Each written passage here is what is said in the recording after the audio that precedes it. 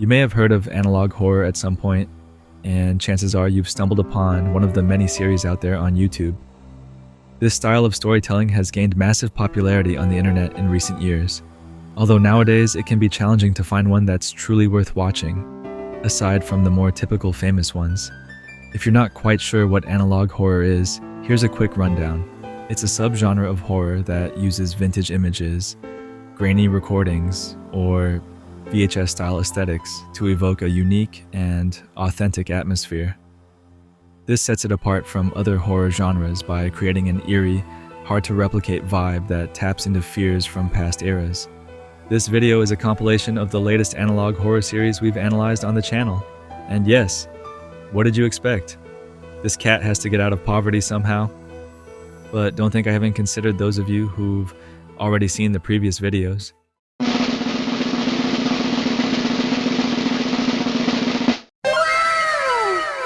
In addition to revisiting these series, I'll be ranking them from my favorite to least favorite.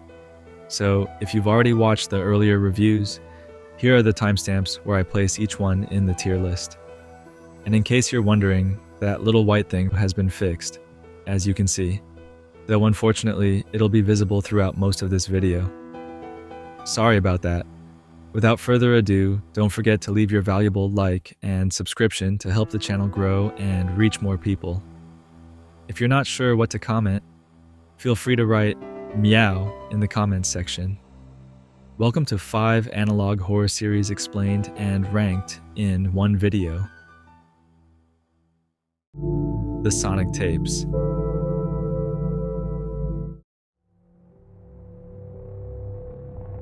The story begins with the first tape, House Footage. In it, we see a terrifying version of the Blue Hedgehog, alongside what seems to be the mutilated corpse of Dr. Robotnik. Shynik, standing completely upright and without uttering a word, vanishes. The video continues with an emergency broadcast, informing viewers about an unknown threat that has been injuring people, ripping off limbs, and causing disappearances. The message urges everyone to stay home and prepare for a possible encounter. We then see security camera footage of a house where Shynik is seen lurking. Eventually, he breaks into the house to devour his next victim. That's where the video ends.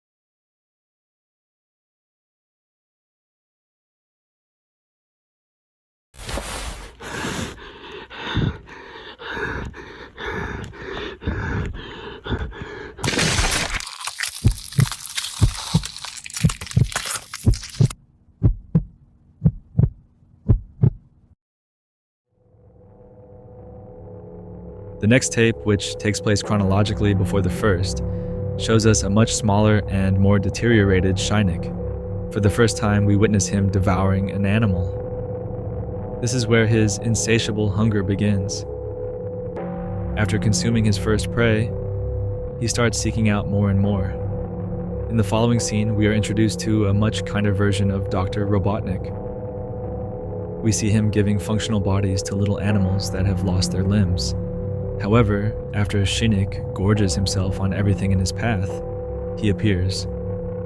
Dr. Robotnik's actions infuriate him, as Shynik doesn't want to have to break through a metal shell every time he wants to eat an animal. And, well, we all know how that ends. In the next video, we see Tails sleeping in a cave, but he's awakened by the sound of Shynik's footsteps. As we can see, Shinnick has grown into a much larger and more emaciated creature due to all the unfortunate souls he's devoured. Shinnick sneaks up on Tails and, supposedly, finishes him off.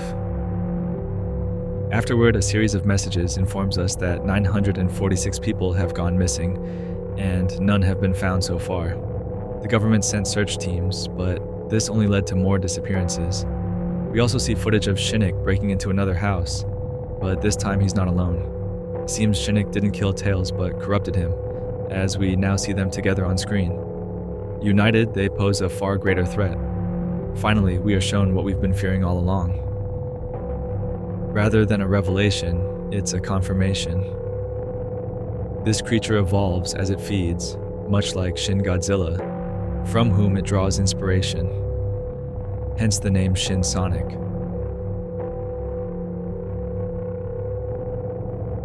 In the next video, titled Cry the Forest, a police officer is sent to patrol an area near Hilltop Forest, after locals reported hearing cries at night. What the officer sees is truly terrifying. Here's the footage.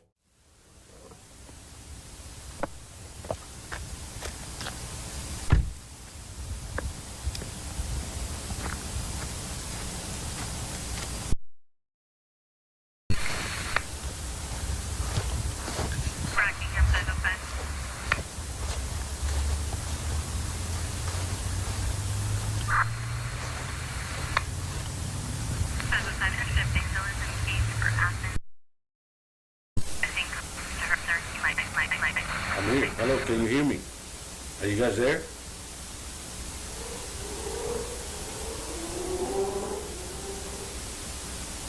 What the hell is that?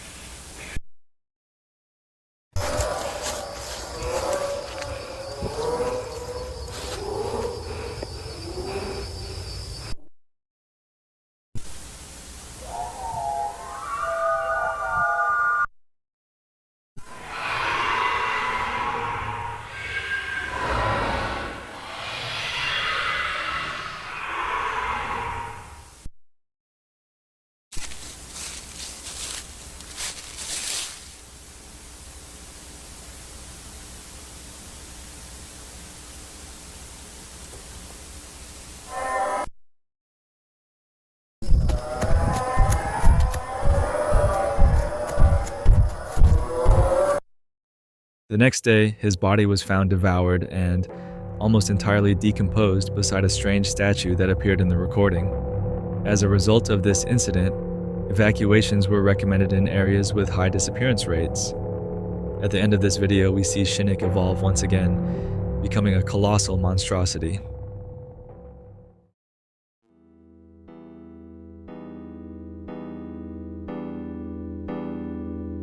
In the penultimate video, we see Knuckles running through a desolate green hill zone after the destruction caused by Shinnick. He eventually encounters Tails, only to realize that it's not who he thought it was. Shin Sonic also makes an appearance, constantly shifting forms, from his first form to his second. After taunting Knuckles, telling him to try and run, Shinnick reaches his third and finally his fourth form, eventually catching up to Knuckles. Here we can clearly see another obvious inspiration for Shinnick, Sonic.exe.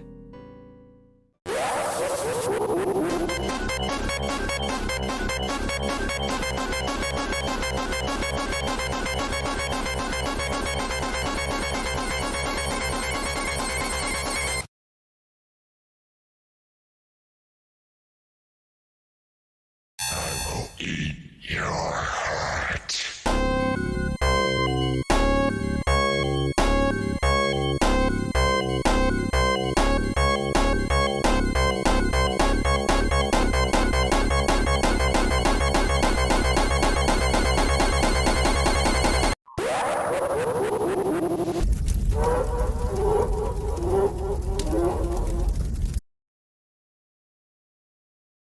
In the following scene, Knuckles is shown chained in front of Shinnick. He insists that this creature can't be Sonic because Sonic would never commit such atrocities. He also begins to question Shinnick, asking things like, "What are you? What did you do to Tails?" And What is your motive? Shinnok mocks Knuckles for all his questions before showing him everything.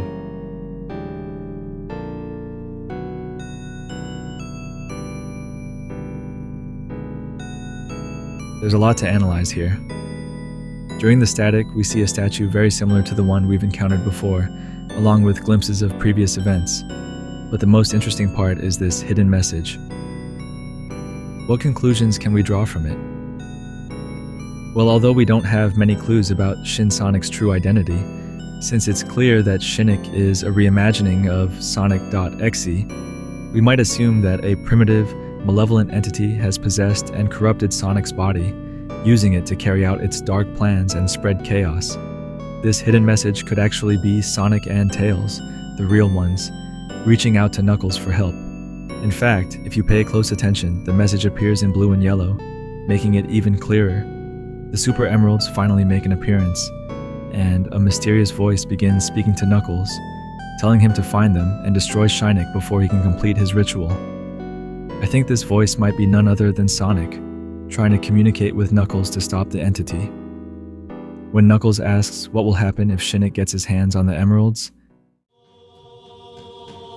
Shinnok would grow to an unimaginable size, spreading thousands of Tails clones across the world to wreak havoc. This could be his super form after obtaining the Chaos Emeralds. Finally, Knuckles, resolute, sets off to find the Super Emeralds and defeat Shinnok. He is the last hope. I also noticed yet another reference here.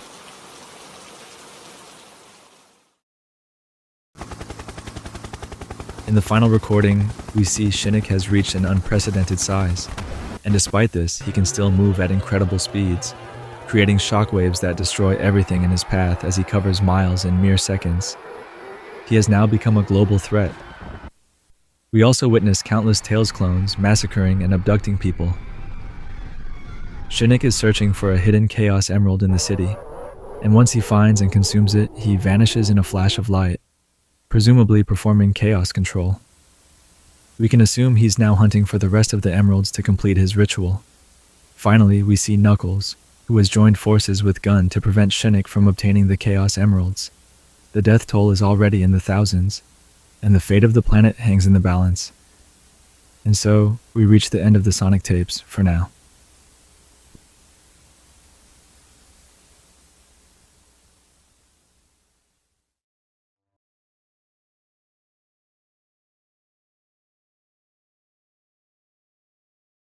Alice in Dreams.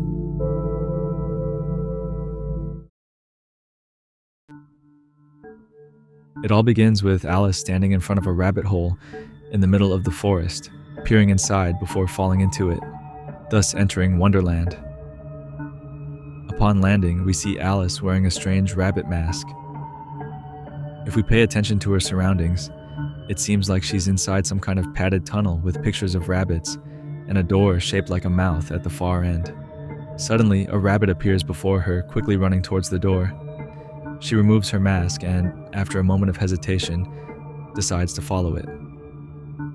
Next, we are shown an image about lobotomy, a controversial surgical procedure once used to treat severe mental disorders, such as schizophrenia, severe depression, and bipolar disorder. It gained popularity in the first half of the 20th century, particularly between the 1930s and 1950s. The procedure involved cutting or damaging the connections between the brain's frontal lobes and other parts of the brain, with the hope of altering the patient's behaviors and emotions. Portuguese neurosurgeon Antonio Egas Moniz is considered the pioneer of lobotomy, though the procedure was popularized in the United States by psychiatrist Walter Freeman. Freeman used an instrument resembling an ice pick, which he inserted through the eye sockets to sever the connections between the frontal lobe and the rest of the brain. It was believed that this practice could calm patients with severe mental problems. However, the reality was quite different. While some patients experienced a reduction in their mental illness symptoms, lobotomies often left people severely impaired. Many lost their personality, cognitive abilities, and became emotionally numb. Others suffered side effects such as seizures, severe mood swings, an inability to plan or make decisions, or extreme apathy. After this, we're shown a close-up of Alice's face. making it clear that she has undergone this procedure. The shot changes, revealing what lies behind the door, what seems to be a theatrical play. Everything seems fine until the atmosphere shifts dramatically, and everyone begins to stare intently at Alice. The scene changes again, showing a cracked face and several phrases that say, "I am not falling into a void. Why do I have to swallow these pills?" And "I am not crazy." This reveals her severe suffering, though she denies it. Suddenly, the Cheshire Cat appears, but not as we know him. His appearance underscores how damaged Alice's mind has become.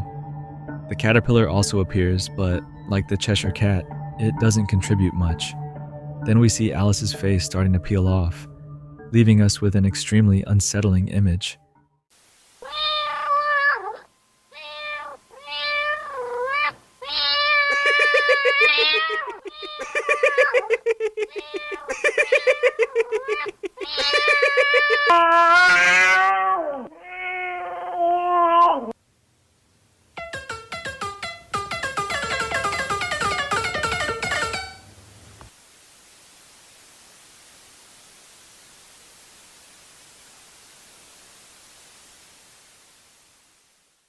This scene might represent Alice's state of mind, what she feels in these moments. We get a direct look into her, and it's clear that her inner self is, at the very least, rotten. Or maybe it shows how she's gradually losing herself after the lobotomy, compounded by her disorder. We are then presented with a static shot of the Red Queen, which leads us to the final revelation. Alice wakes up in a psychiatric hospital. Everything we've seen so far reflects some of the symptoms experienced by people with schizophrenia. Hallucinations, dystopian scenarios, voices, loss of contact with reality, and even the sensation of being stared at, which can be the product of a hallucination. I also notice a clear inspiration from American McGee's version, particularly from the game Alice Madness Returns. It's a great game. You should play it. And please, if you experience any of these symptoms, don't hesitate to seek help.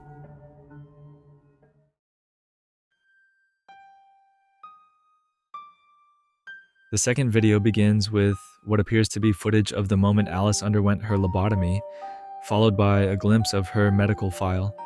In it, we learn that Alice has been diagnosed with schizophrenia, but the lobotomy seems to be yielding positive results, improving her mental state and allowing her to reintegrate into society. However, at the end, we see a rather strange phrase: "A white rabbit came for her." I feel like this is a symbolic way of referring to Alice's schizophrenic experience, where she hallucinated about a white rabbit leading her into Wonderland. In this case, a white rabbit might be guiding her toward a better life.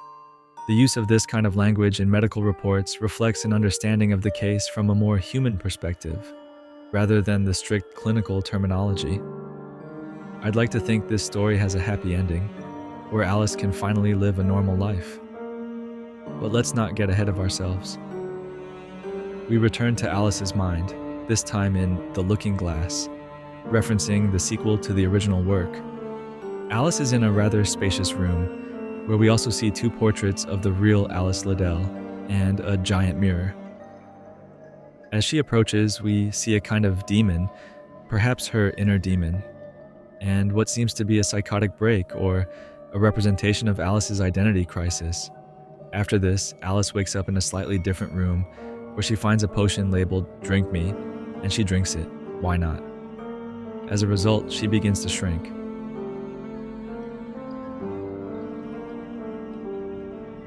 Suddenly, we're shown the real world, and Alice remains institutionalized. Little by little, her face begins to disappear, as if her identity is fading away due to the lobotomy. Back in her mind, she encounters a rather disturbing chess pawn. It informs her that her mind is being consumed by her illness, and she's losing herself more and more. Faced with this revelation, Alice appears worried. We switch scenes and see Alice entering a very colorful house, where she finally encounters a pair of conjoined twins, undoubtedly inspired by Clara and Mia from Frambeau. Next, we see the twins controlling a puppet of themselves, which eventually falls apart. After this, we are shown an image of a brain split in half, representing Alice before and after the lobotomy. The phrase displayed suggests that the lobotomy didn't have positive effects on Alice, but rather the opposite. This would confirm that there is no happy ending, and that the medical file is just a product of Alice's mind. Let's get to the conclusion of this. Humpty Dumpty appears and says the following: "Few warriors remain standing in a battle. You cling to something intangible. Will you be able to build the wall? Only then will you be invincible. Destroy the demon, and you will find freedom. Beware of what you will face." This suggests that she must confront her inner demon to put an end to all of this. Could there still be a chance for a good outcome? We arrive at a castle where Alice encounters the White Queen.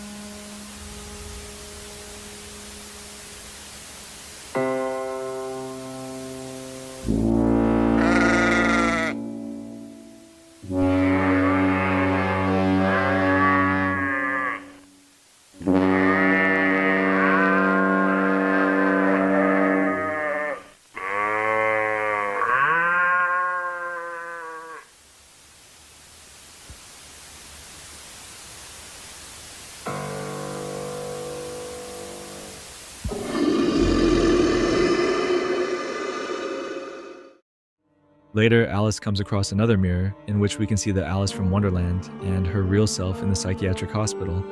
Soon after, the real Alice sees the reflection of the instrument used for lobotomies, but in her hallucination, she sees it as a sword called the Vorpal Memory.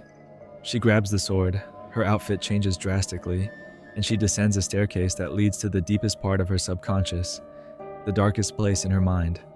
Once there, she confronts her inner demon and defeats it.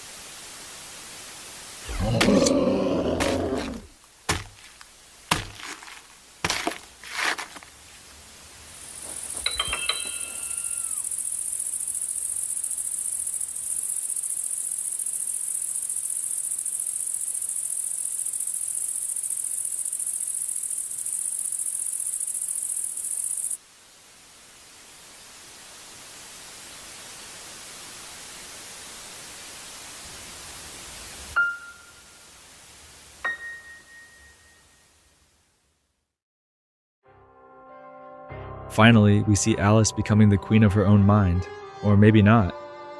The ending leaves more questions than answers. On one hand, we have the medical report, which, as we've mentioned, seems to be a product of Alice's imagination, so we can likely dismiss the idea that things ended this way. On the other hand, in the basement of her subconscious, we see Alice's bed empty. This, combined with what we see at the end, could indicate that she has finally found herself and escaped the psychiatric hospital. But there are two things I don't quite understand. The first is the final scene, where we see Alice falling down the hole again while screaming. Perhaps she never truly escaped, and it was all a product of her imagination. The second is the sudden changes in her hair color, from blonde to black and from black to blonde. Could this be indicating different states of lucidity? I hope one of you can clarify this for me in the comments.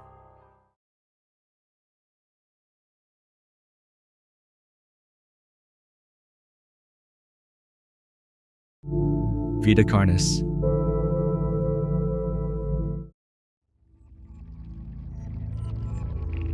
Created by Darian Quilloy's channel, Vita Carnis tells the story of an alternate reality. In this reality, mysterious beings known by the same name have appeared. If we translate it from Latin, it means something like life of flesh. These creatures are made of flesh with no skin, and they mysteriously appeared in 1931. Since then, they've been spreading across the planet, altering not just nature, but also the way humans interact with their environment. As the tape says, the Earth is now their home. Think of them as a grotesque addition to the food chain. But where did they come from? According to the tape, this has been a heavily debated question since their first appearance. Do they come from space? A demonic dimension? No. Despite not knowing how or why, one thing is certain beyond a shadow of a doubt. Their origin is right here on our planet. The first video in the series introduces us to these beings. Naturally, this is classified material, and there are severe consequences for unauthorized individuals possessing these tapes. From this, we can infer that the initial videos are not directed at us, but at the employees of the National Living Meat Research, whose goal seems to be the study of these creatures. I'll be going into detail about each of them shortly, but first, what is generally known about them? We know they are made up of muscles, bones, and organs, skinless beings resembling raw meat, which is why they were named Vita Carnis. They feed on almost anything, primarily meat, including human flesh, but they do not engage in cannibalism. That is, they don't eat each other and are usually found in areas populated by crawls.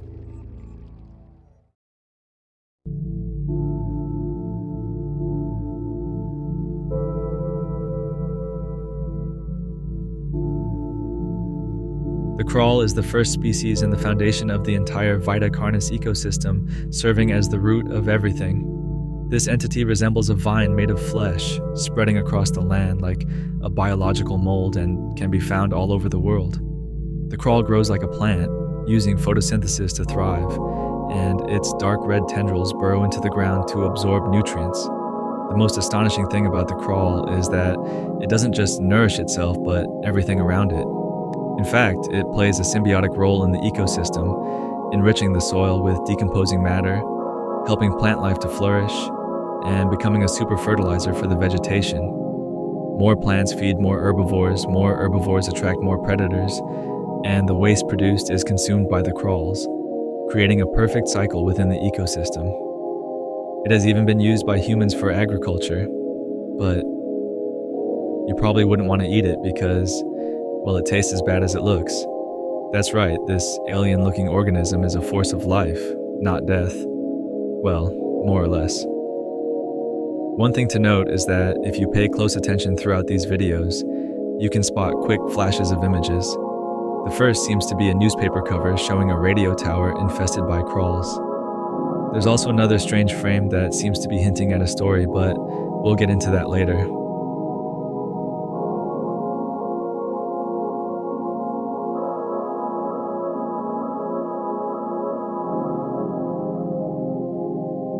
Now things start to get weirder. Everything seemed fine until now, but the problem begins when the previously mentioned flesh tendrils develop a lump.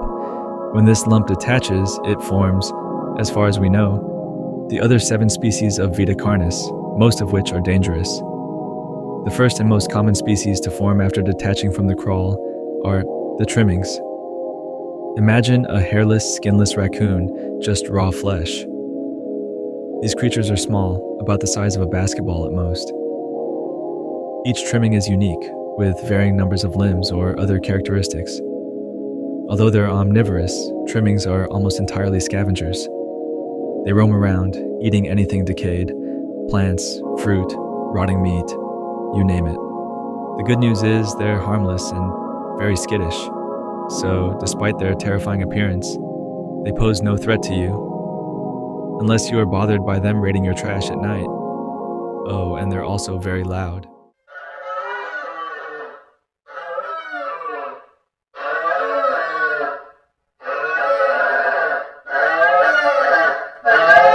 They're preyed upon by many predators, and you'd think their population would be low, but no. The crawls keep producing more and more, making them abundant worldwide. People often see them as a pest, but some have even kept them as pets. Yes, you heard that right. I guess you need a strong stomach for that. During this explanation, we get more flashes. In one, we're told that over 400 trimmings were found under an abandoned satellite dish. Similar to the newspaper clipping we saw earlier about the crawls, it seems these creatures are drawn to our electronic and communication devices like antennas. But for what purpose?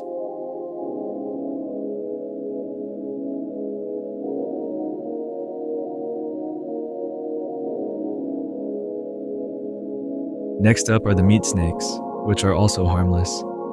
They're a species of giant snake made entirely of raw muscle tissue, encased in a transparent membrane. When they first emerge from the crawls, they're tiny, but they can grow to an average of 5 meters in length, depending on their diet. And what do they eat? Corpses. Yes, they're scavengers that only consume dead bodies. They use their long, sensor-covered tongues to sniff out decaying flesh, and once they find it, swallow the body whole, breaking it down and incorporating the bones and tissues into their own form. It's grim, but they're actually quite useful. Meat snakes don't get sick because their digestive chemicals preserve the meat. And get this, humans use them to dispose of waste in butcher shops and even on battlefields. They're harmless to living beings, so much so that people have domesticated them for practical use. Nature's cleanup crew, so to speak. There's also a newspaper clipping that shows the largest meat snake ever recorded found in an underground tunnel. It was a staggering 40 meters long. It's suspected that this was the result of the activities of a cult we'll learn more about soon.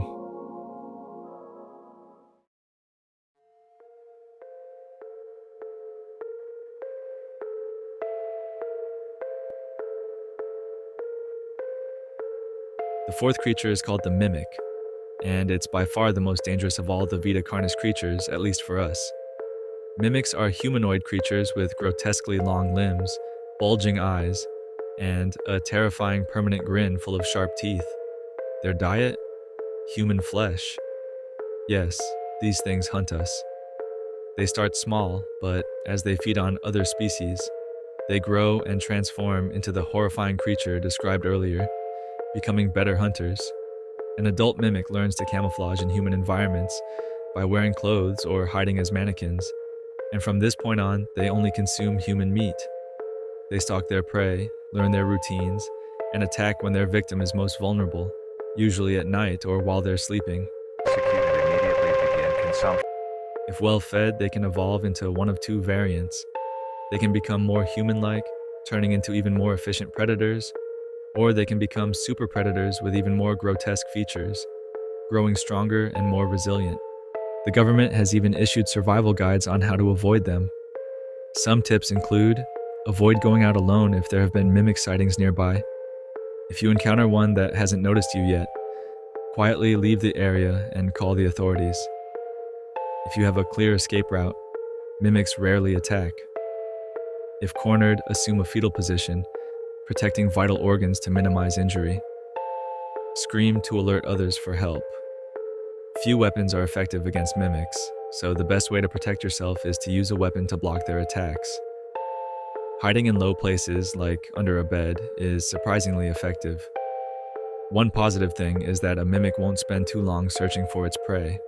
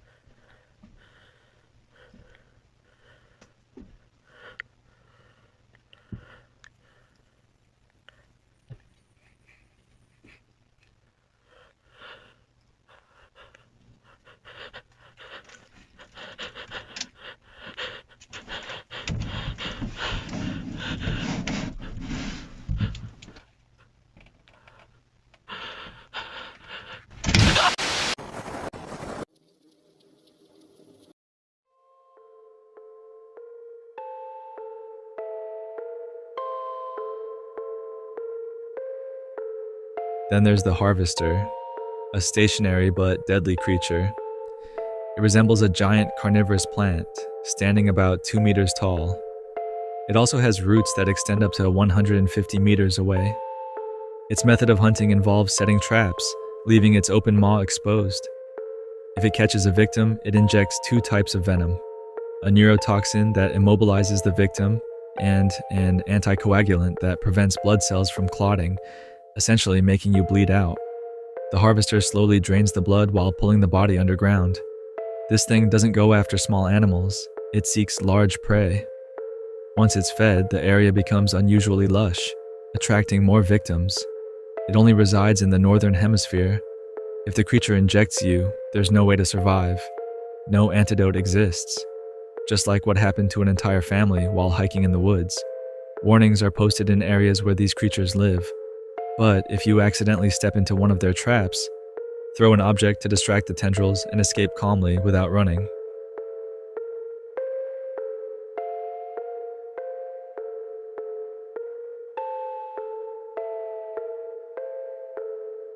Next is the host of influence, a semi-humanoid creature that only resides in North America, covered in muscle tissue and tendrils that release deadly spores into the air.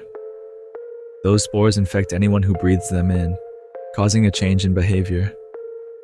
The infected will begin to walk slowly toward the host, and once they reach it, they expose their organs, and the host devours them.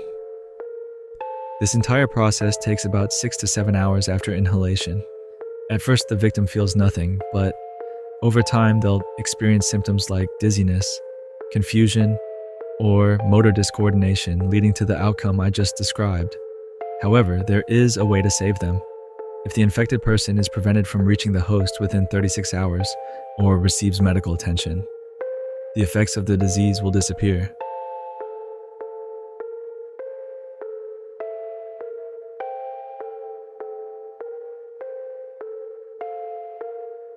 The second to last registered Vita Carnis creatures are the monoliths, towering giants standing 120 meters tall. These colossal beings don't do much, as they are completely rooted to the ground, except when provoked. If you get too close, they unleash an electromagnetic pulse that wipes out any nearby electronic devices.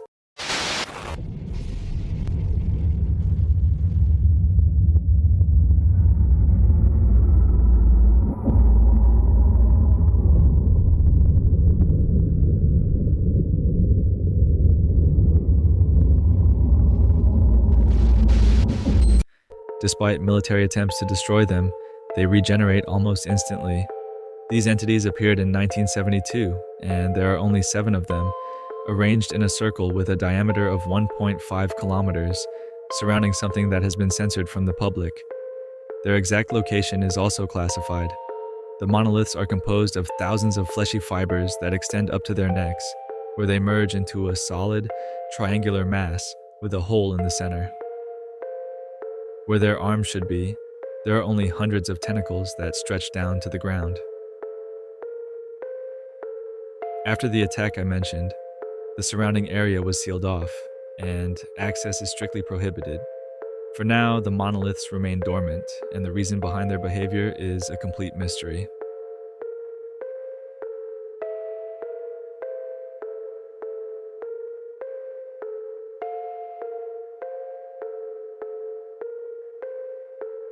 Lastly, we should be told about the final Vita Carnis creature, but for some reason most of the information is withheld. Its name is the Singularity, a creature resembling an orb that floats in the air, emitting strange energy patterns. It's an enigma, and as I said before, most details about this being are concealed by the government, leaving us with more questions than answers for now. And with this, the explanatory videos from the National Living Meat Research come to an end.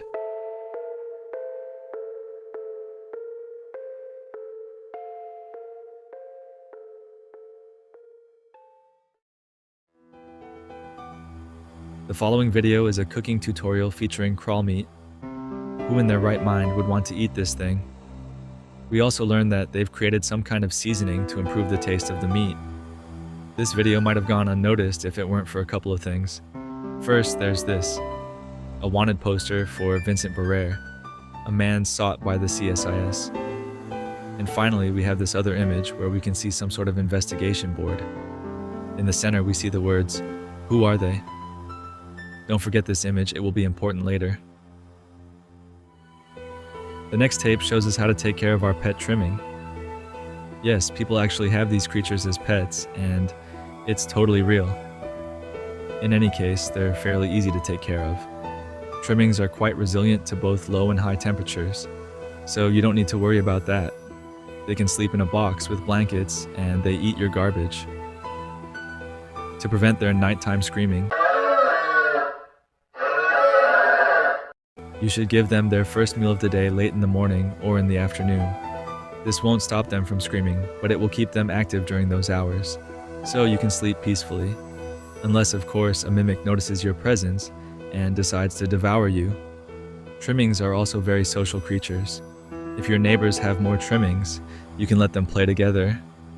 And for some reason, they seem to enjoy watching TV and listening to the radio.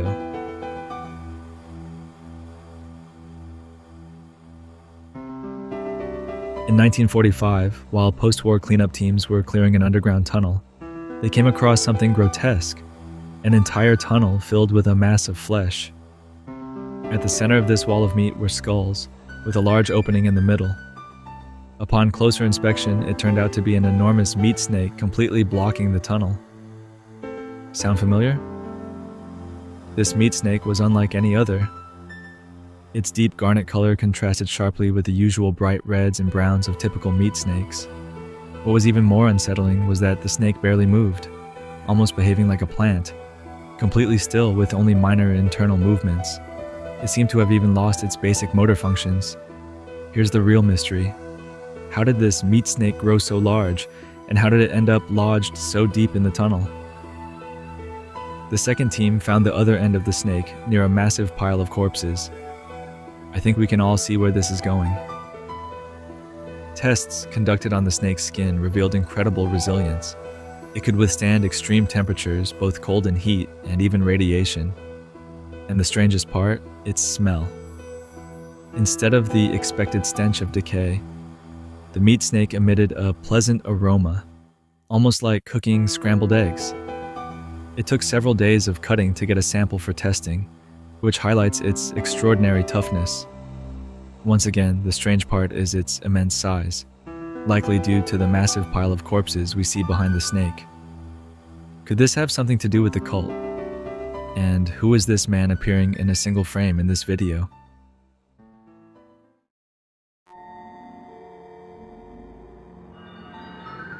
By 1986, an emergency message was issued on how to defend yourself against a mimic, all due to a significant increase in attacks by these beings on a global scale.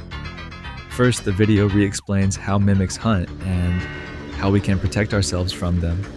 They can even enter small spaces, waiting for the right moment to attack their victim.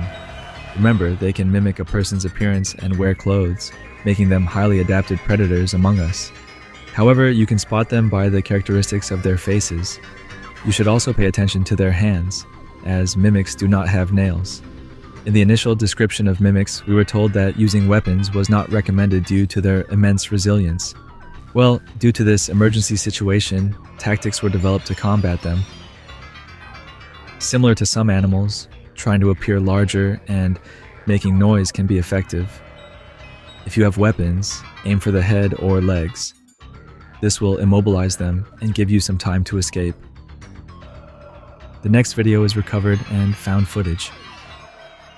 A couple goes out for a nighttime walk to head to a location related to an incident that left a body mutilated by some strange creature and is being covered up. They manage to reach the spot but find nothing. Here, the guy explains the case in front of the camera. This is classified as confidential. Finally, they decide to leave the area, but suddenly the guy disappears. Here is the video. Chris? Where are you? Chris! Come on! This isn't funny! Chris! I just want to go home, come on! Fine, I guess I'm going home without you. I'm cold, tired, and hungry. If you want to stay out here and play games, you can.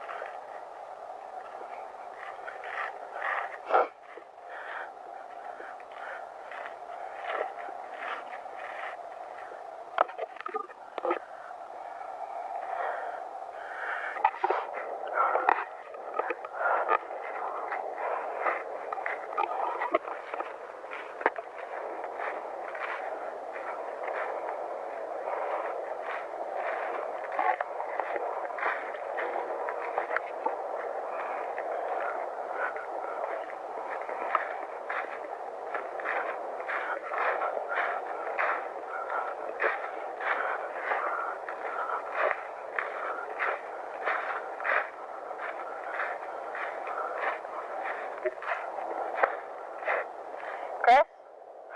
What are you doing? Because this isn't funny.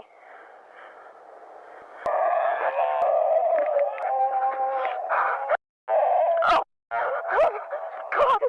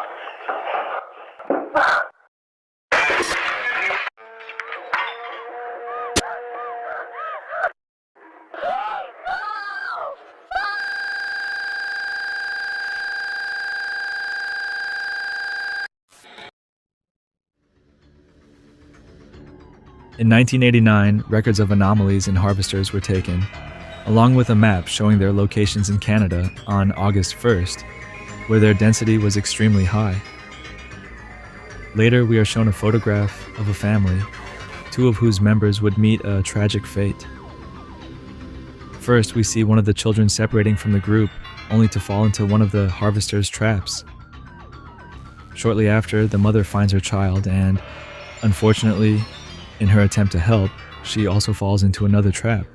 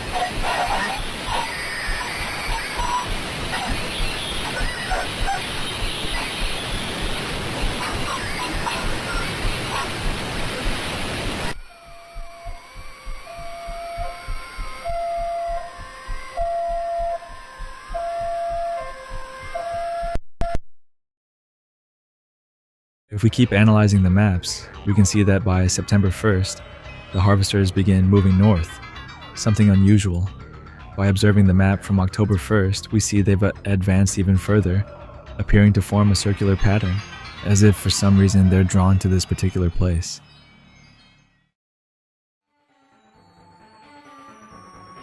Remember that strange seasoning used to improve the taste of the meat? Well, it was made from the spores of the host of influence.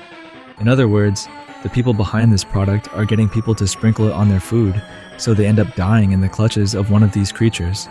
But for what purpose? This product gained immense popularity, with its commercials increasing over time. But as we know, this was all a ploy to bring people under the mind control of a host, as evidenced in later commercials. This company is plotting something truly diabolical, and it's working. Millions of people have already fallen into the trap. After a while, they didn't even bother making good commercials anymore. They had already achieved their goal. However, there were still people willing to stop these things, gathering countless pieces of evidence, as seen in the next tape, where the issues caused by this seasoning are highlighted. This video reveals something else important.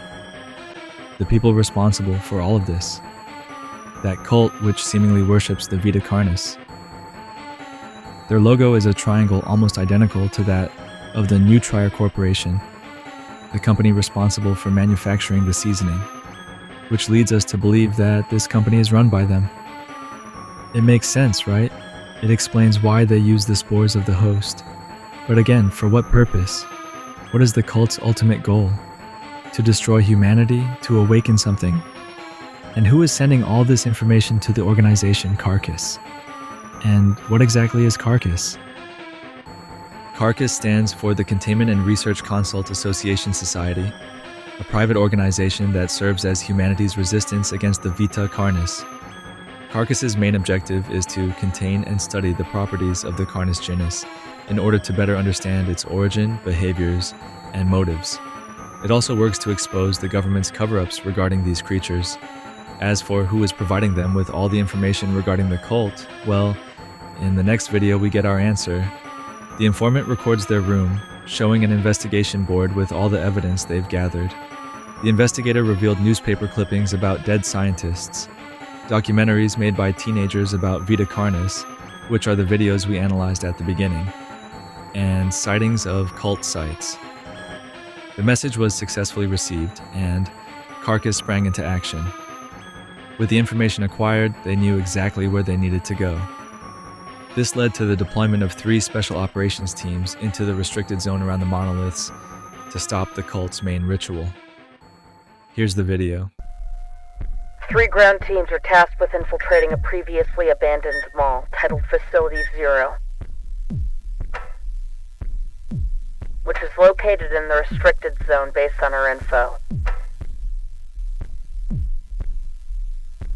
The mission will take place in 3 stages: infiltration, encirclement, and ambush.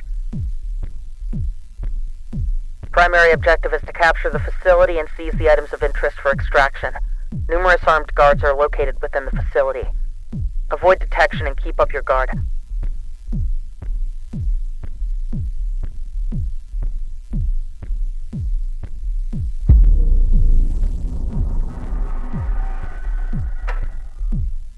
Alpha team, in position. Beta team, in position. Gamma team, in position. Copy. Beginning phase 1.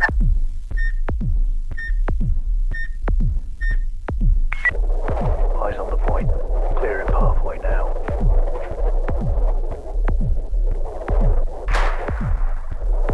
Pathway cleared. Give us the green light.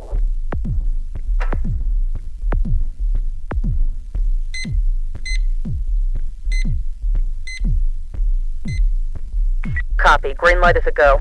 Begin phase 2 in advance.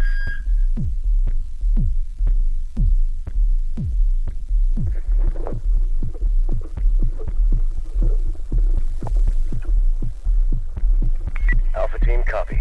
Beginning advance. All right, we're heading out. Move, move, move!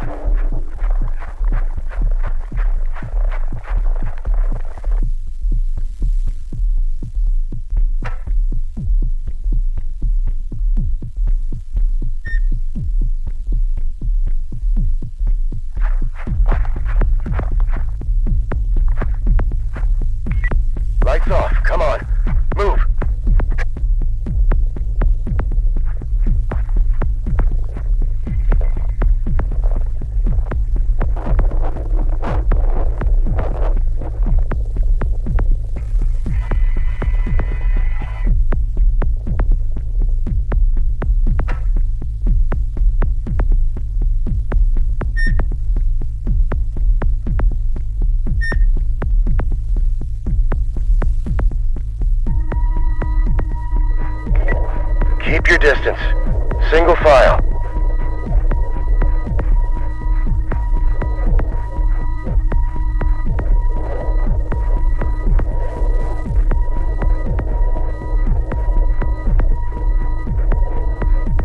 Halt!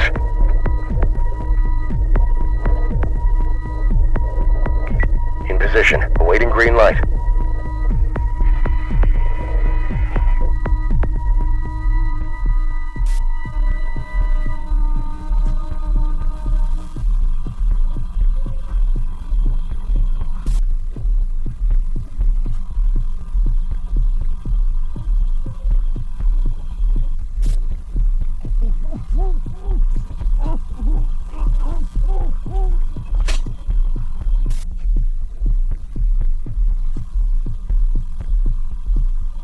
Eyes are secure.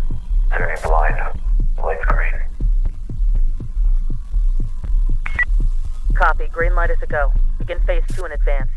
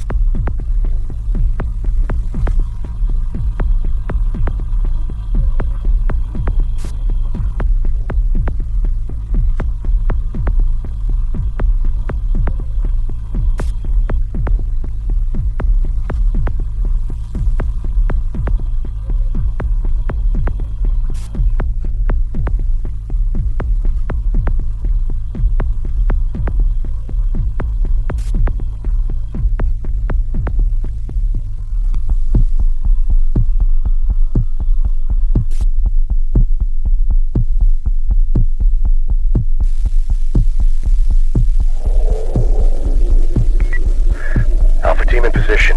We are experiencing mechanical interference. Should we resume? Copy. Phase 3 is still a go. Preparing for breach. Breach in 3, 2, 1. Breach.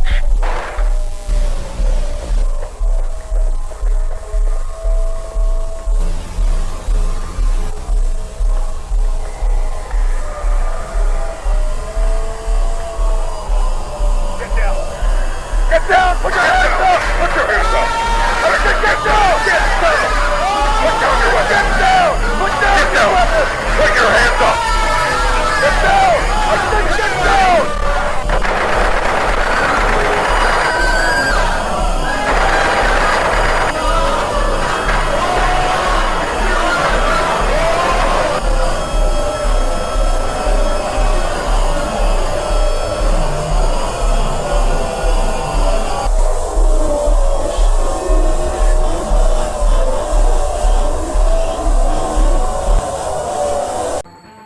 The tape ends abruptly, and for now, we don't know if Carcass succeeded in their mission or not. And with this, the first season concludes, but the story doesn't end here.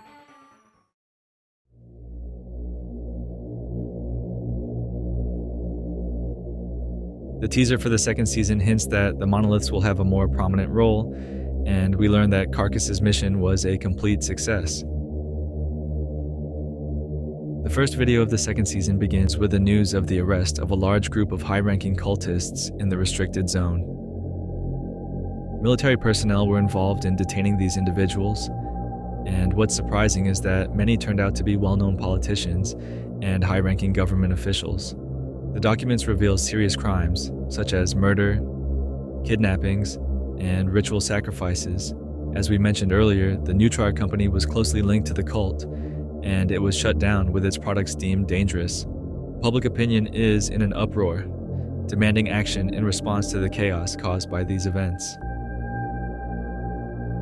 more things began to unfold. People no longer wanted to eat Vita Carnis meat. Other cults started appearing. Demands were made for the total control or extermination of the mimics, and strikes were initiated, demanding accountability from governments for allowing things to escalate this far. Some even began talking about a new world order.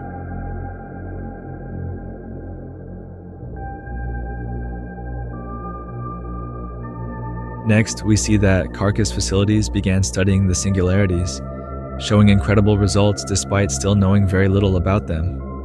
There are 7 in total, each one a meter in diameter, made of an unknown material resembling crystal, with swirling lights inside, predominantly red. Scientists who conducted tests on these entities detected unusual energy pulses, but were unsure if they were alive or trying to communicate. The tests revealed minimal results, except for interference with electronic devices when more than one singularity was nearby. One of the most chilling moments of the video occurs when the researchers place a live cow in the chamber with one of the singularities, labeled B1. After minimal results from the live test, they used a cow carcass, which, after a couple of hours, was consumed, leading to a massive, rapid growth of the crawl. A scientist suggested that this upends everything we previously knew about the Vita Carnis species. The video delves into experiments with crawl specimens cultivated under various environmental conditions, with radio signals causing abnormal growth patterns. Other species, such as trimmings, meat snakes, and mimics, were successfully born and transferred to enclosures, spurring new research on these life forms.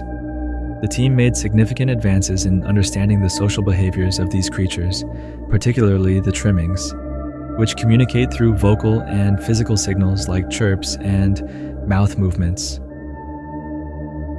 One interesting experiment demonstrated how trimmings responded to positive and negative acoustic signals, associating sounds with rewards or punishments. This reinforced how intelligent and social these creatures are. Later, the researchers conducted an unusual experiment, linking their captive colony of trimmings with a wild colony via a radio device, further expanding our understanding of their communication capabilities. It seems like some kind of hive mind. The singularities, on the other hand, might be the origin of all Vita Carnis. From the singularity comes the crawl, and from the crawl, everything else.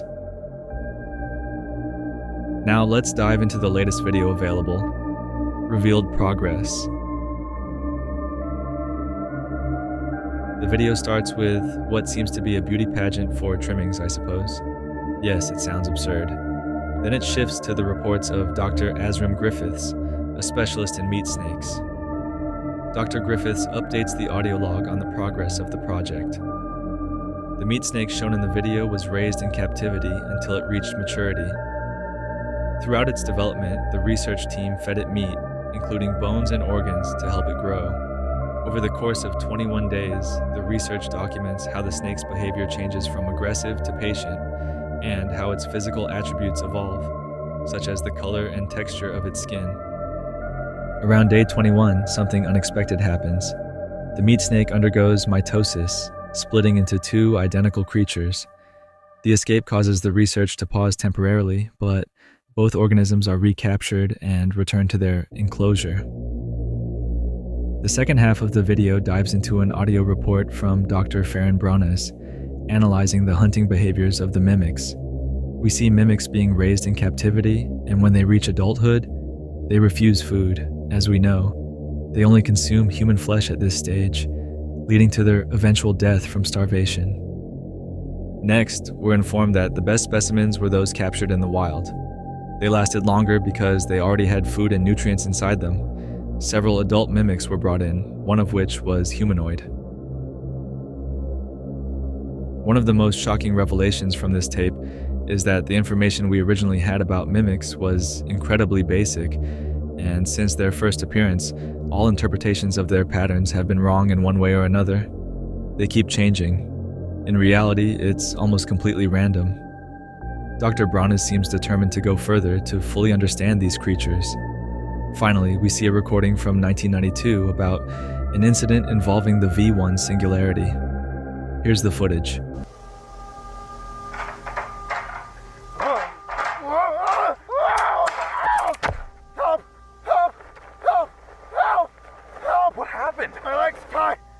It's bad. It's bad. I'm bleeding. What do I do? I can't reach. What do I do? Help me down, please. Please. We need medical assistance in test chamber 1. Oh, God. Stay calm. Help is on the way. Oh, Just try to stay damn calm. it. Oh, God. Oh. All right, we're here. We're going to help you. Lower the ladder slowly. This is going to hurt. Okay, hold still. Ready? Now! What's happening? What's happening to him? Get him out of here now! Get him out!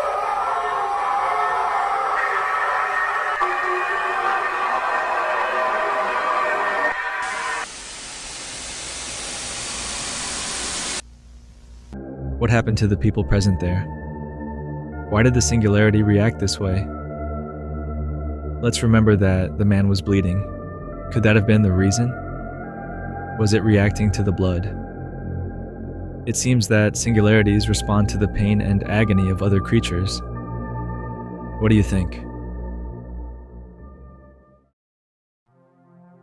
Before we wrap up, let's look at something hidden within nearly all of the episodes of this analog horror series: secret images. These images tell a story which goes like this. Once upon a time, in a distant kingdom, there was a royal family gifted with magic. They traveled far and wide by land and sea, discovering new places and gaining knowledge. On one of these expeditions, a fierce storm struck the ship they were on, casting the prince overboard. After drifting for some time, the young prince was washed up onto an island. Wounded, he sought refuge in a nearby cave and used all his magic to enter a healing slumber. This sleep lasted for a long time, and during that time the land around him changed and grew, becoming unrecognizable. The cave protected the prince as the outside world transformed.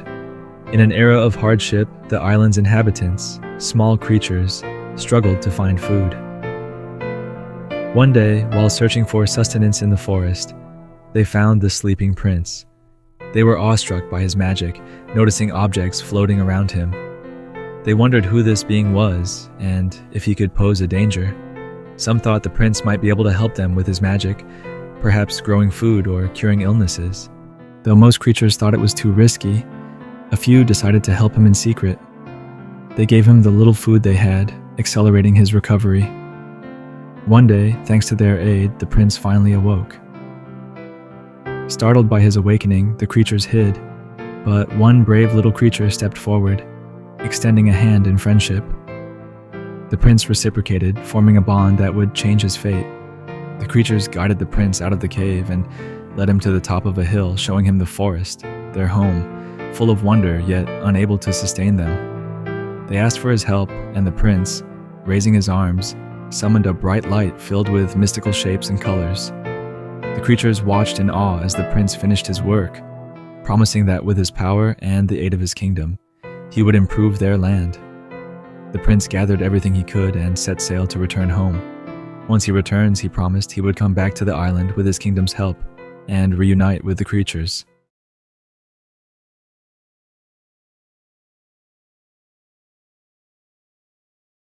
The episode picks up right where the last one left off. It appears that the unusual reaction of Singularity V1 triggered a chain reaction in the other singularities, causing an overload. One of the personnel on site yells for the power to be cut. After switching to backup power, everything seems stable again. To confirm this, 2 security guards are sent to check the state of the chamber. Next, we see a recap of the incident. As we saw in the previous episode, we're told about the person who got trapped in Singularity V1's chamber, a cleaner who became stuck on the staircase steps and suffered a fractured femur. As we already know, the entity reacted strangely to this incident, appearing agitated and extremely active. Later, during an inspection in Test Chamber 1, one of the guard's transceivers begins to pick up strange interference. These sounds are mostly confusing, but occasionally, coherent phrases can be heard, from both the entity and Dr. Trados. This leads Dr. Trados to conduct an experiment in which he connects the device directly to the test chamber in an attempt to communicate with the entity and understand its behavior. Here's the recording. Hello. Can you hear me? Can you understand what I am saying? Can you hear? Yes. Holy shit. What now? What should I say?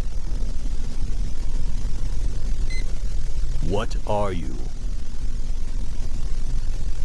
What are you?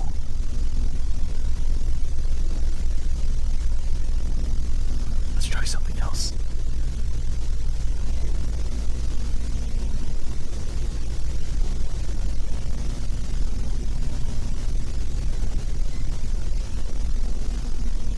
Can you still hear us? Okay. What are you?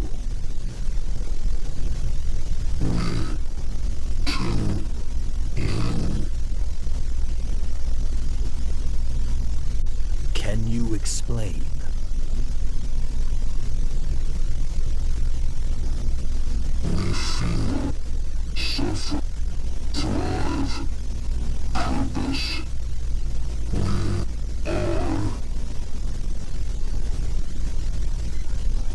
What are your connections to the Vita Carnis species?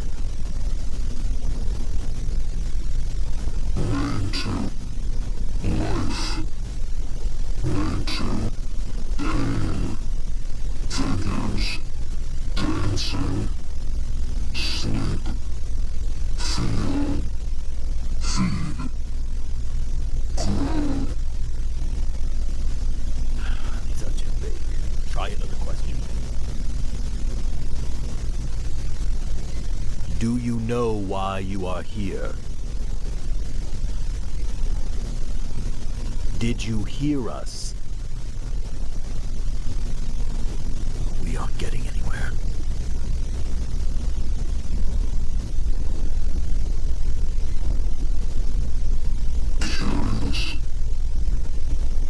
What?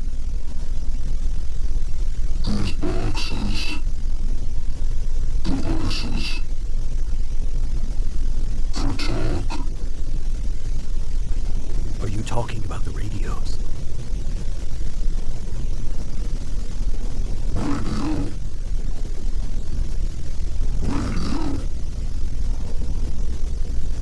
Yes. Catches noise. Radios transmit and receive waves and translate it into sound. Brilliance. Much brilliance. I feel more noise. Can we see more? Do you want more radios?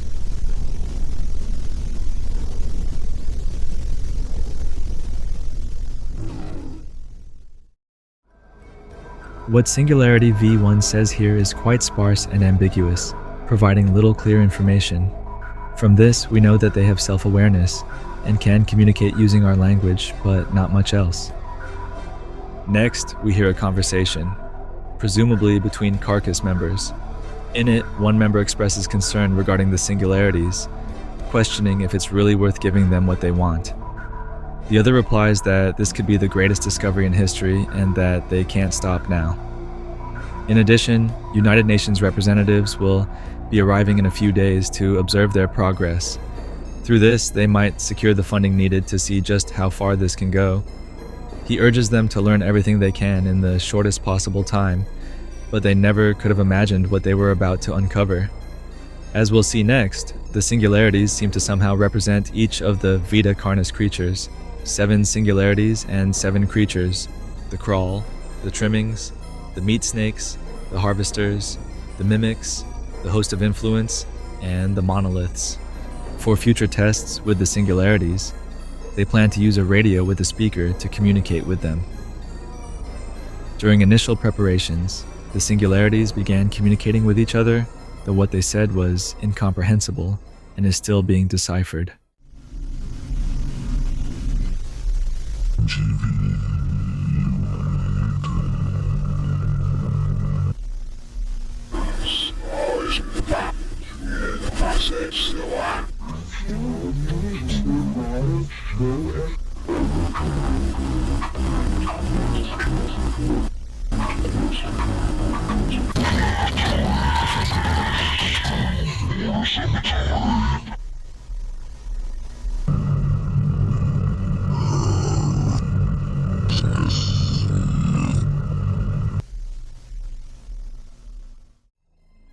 The Singularity V1 was given various electronic devices, but it didn't talk much.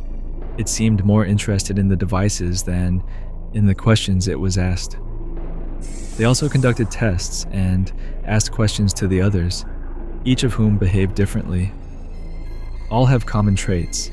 Each one has a fascination with electronics and a unique interest in certain types of entertainment. This is all very strange. During tests involving V1 interacting with a TV, significant interference was detected with other electronic devices.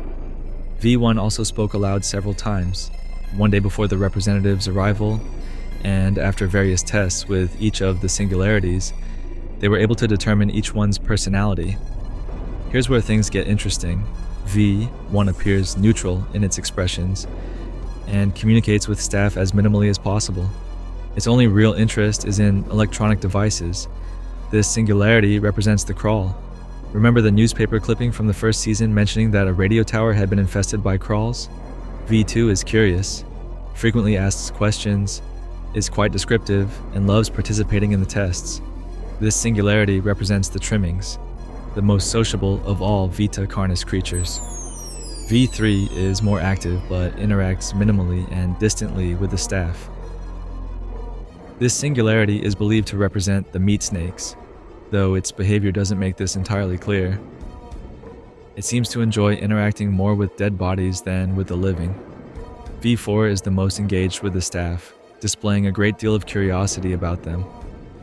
It prefers asking them questions over participating in tests. This singularity undoubtedly represents the mimics, as it's especially drawn to humans. No explanation needed there. V5 is more expressive than the other singularities. Although it speaks often, it only talks to itself and has not yet communicated with the staff. By process of elimination, this singularity likely represents the harvesters. V6 interacts very little, occasionally making nonsensical sounds. It does not acknowledge the staff and shows minimal engagement in tests. This one seems to represent the host, due to its lack of interest in humans, as if we were nothing more than mere pieces of flesh to feed on. V7 is the least active of all singularities. It has shown almost no interaction, and it only behaves normally with the other singularities. This clearly represents the monoliths. At the end of this episode, we once again see one of the singularities go out of control in the same day the representatives arrive. However, this time it attempts to communicate. There has been much learned in our time together. I agree with Dr. Trados. If we continue, I am sure this union will benefit all. Symbiosis, we join together. Let us sow seeds and watch what grows. Divine purpose. Let us show you. Let us guide the way. Join us. Join us. Join us. Join us. Join us. Join us. Become one. Become one. While editing the video, I noticed something interesting. Do you remember the small TV ads that appear sporadically between scenes during the second season? Well, if we look closely at the television in this clip and slow it down, we can see what appears to be a series of numbers and letters. If we read it correctly, it says 28,000 kilometers. A little later, we can also see a program explaining how fast electromagnetic waves travel. If you haven't caught on yet, all these strange clips in this episode are the singularities observing and learning about us.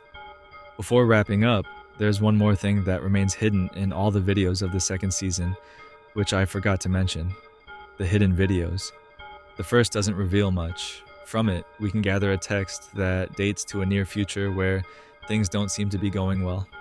The second one is probably the most intriguing of all, an interview with Simon Vanguard, the cult leader who was captured while paying tribute to the Singularities at the end of the first season. The interview is really worth listening to. Here it is. Simon Vanguard. Do you know why we're here? We're just gonna ask some questions, and this will go by a lot quicker if you give us some answers. As we both know, you are the head of a large cult following. Can you give us some insight on how you came to be in that position?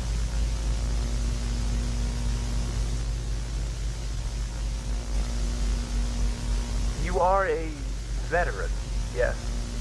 You were enlisted at the age of 18. You must have seen some traumatic things. Could they have had any influence on what you were doing?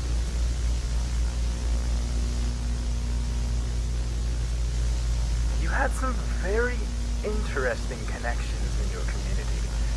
Some very important people. Any chance you'd like to tell us how that came to be? Or your connections to New Trier Co.?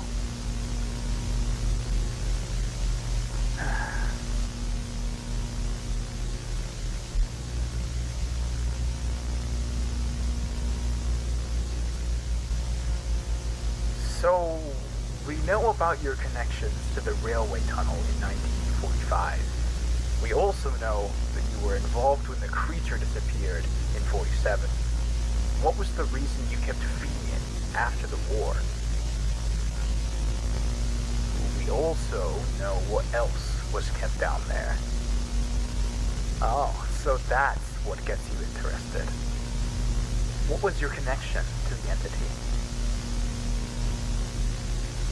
You seem very fond of all of them. It must disappoint you that they've been contained, seized by the Carcass Foundation. Fools? Why is that so? They're studying them. You don't even know what they are. Why would it be foolish to learn more about them?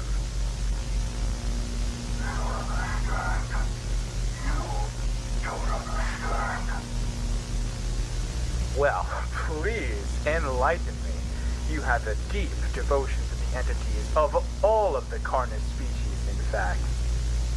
Devoted enough to do that to yourself.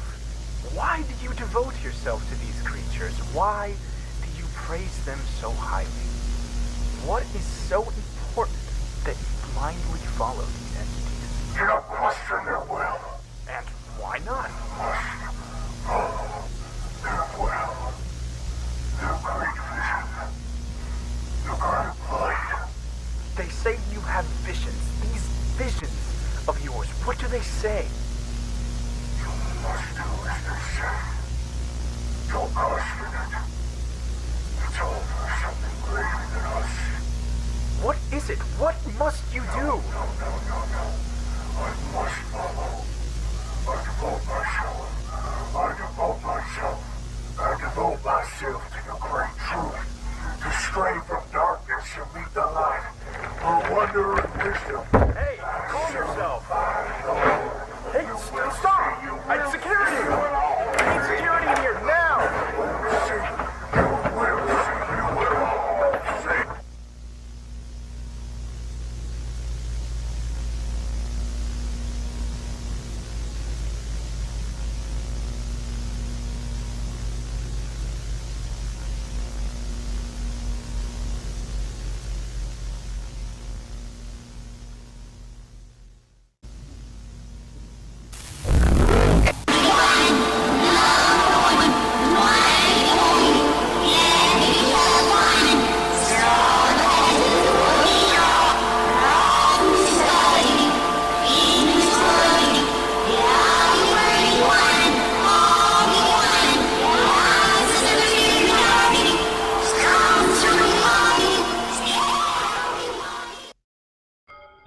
What you've just seen is the last hidden video available, and it's quite disturbing. In it, we see two texts that once again indicate that things aren't going well, and if we reverse the audio, we hear the following.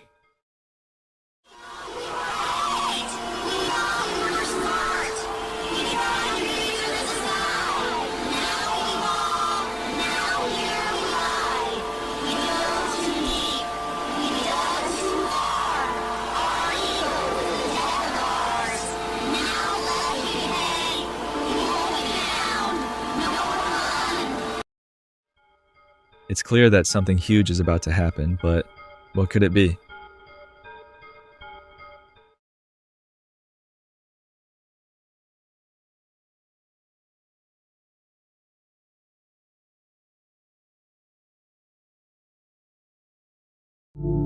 Dreams of an Insomniac. We start the series with Dreams of an Insomniac Volume 0, where we step into the shoes of Tommy Merrick. While visiting his parents' house, Tommy stumbles upon a strange box in the attic filled with several tapes. Curiosity gets the better of him, and he decides to watch them. Soon he begins to wonder if the tapes might be cursed, as he starts hearing things that shouldn't be there, and for some reason everything he sees feels oddly familiar. After this brief introduction, the story shifts to a newspaper clipping reporting on the bewilderment of Eastridge County residents following an unusual theft early one morning. The only stolen item was a costume. The clipping reads, "Residents of Eastridge County have been left baffled after what is now being considered the most bizarre break in the community has ever heard of." It supposedly happened in the early hours of the morning, with the culprit of the crime breaking into the Grimso's retail store throughout the doorway. After the break-in, the culprit left the store in a wreck, having only left with a single costume that was stolen from a $5 display rack. Police are still looking for the perpetrator crime. However, a lack of witness accounts, as well as security footage, have led to the case becoming a difficult case to solve. Following this, we see a few interviews. The first is with Rick Graham, the store owner, who explains that the security cameras didn't capture anything because they weren't working. As we'll see later, this isn't entirely true. The second interviewee is a skeptical bystander who believes the theft was staged to create some exciting news. The stolen costume, known as Spooky Inmate, is an orange-brown jumpsuit with a yellow zipper. A note below it warns, "Do not trust anyone you see wearing this costume." This message will appear repeatedly throughout the tape. Next, a news segment reports the Halloween night disappearance of 6 children from the area, all missing at the same hour and in the same town. In an interview, Alex Williams, played by the series creator, recalls that everything seemed fine one moment, but the next, a mother was screaming for her missing child. The missing children are shown through the AI-generated images, a clever choice by the creator. The low-quality images create a disturbing, uncanny valley effect, enhancing the unsettling vibe. We're also shown a portrait of the suspect, a figure with a black, distorted mask, wearing an orange-brown jumpsuit with a yellow zipper, a large grin, piercing yellow eyes, and even a tail. Officer Kruger, who appears on screen, expresses his sorrow over the tragedy and vows to bring justice. It breaks my heart to hear the horrible tragedy which has come over our town tonight. I promise, not only as an officer on duty, but as a father myself, that these children will be found and the culprit behind these horrible kidnappings will be brought to justice. Just as the officer's image fades, a haunting face emerges from the darkness, possibly foreshadowing the officer's fate. Requested that all residents stay indoors, keep all doors and windows locked, and it is heavily advised to not trust anyone you see wearing this costume. The next section features a tape titled Police Training Tape, 1989. Here we're shown security camera footage from Grimso's retail store, where supposedly no cameras should have been operational. At first there's no activity, but after a few moments, we detect some movement.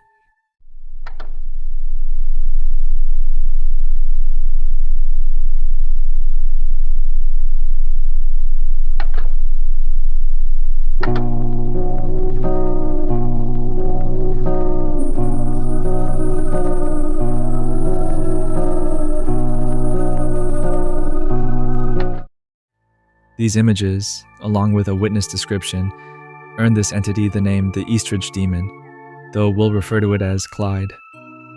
These were the only clues available until now. We then learned that Officer Kruger fell victim to this being, but managed to survive the attack. Thanks to his testimony, there's now a better understanding of the threat and how to combat it. The creature induces hallucinations, so all police personnel are advised to work in pairs, remain observant, and not trust what they see. Physical contact with the demon is highly dangerous, causing severe physical changes such as Skin discoloration, extreme weight loss, fusion of skin and bone, misplaced teeth, and bleeding. The precautions continue. Maintain distance and avoid any form of contact. Clyde is highly intelligent and knows he's being hunted. He will try to exploit moments of vulnerability. Do not be deceived by his illusions, and never attempt to communicate with him, as he may steal your voice. Finally, a sketch of Clyde appears, now nicknamed the Smiling Snatcher.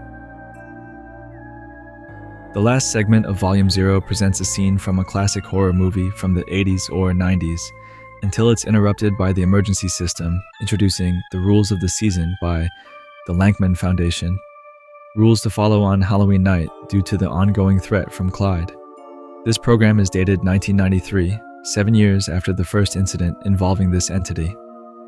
Interestingly, ever since the emergency alert began, 2 faint eyes appear etched on the screen. These eyes may well belong to Clyde himself, suggesting that he's watching the tape with us, learning the tactics people are using to protect themselves from him so he can counteract them. As Halloween night begins to set in, all residents of Eastridge County should be reminded that the Smiling Snatcher is out tonight. This monster is very real, and threatens the safety of all Eastridge County residents. But don't worry, so long as these 5 simple rules are followed, you have nothing to worry about. Rule number 1. Remember the curfew. No trick-or-treaters should be outside past 6 o'clock p.m. That is when the Smiling Snatcher comes out to play. Rule number 2. Keep all doors and windows in your house locked.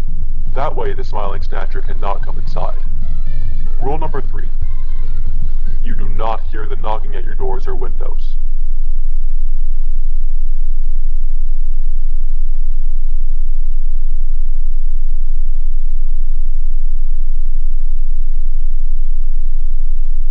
Rule number 4. You do not hear the knocking at your doors. Rule number 4. If you see or hear someone you know outside past curfew, that is not them. That is the Smiling Snatcher wearing their skin. And finally, the most important rule of all. Rule number 5. Do not trust anyone you see wearing this costume.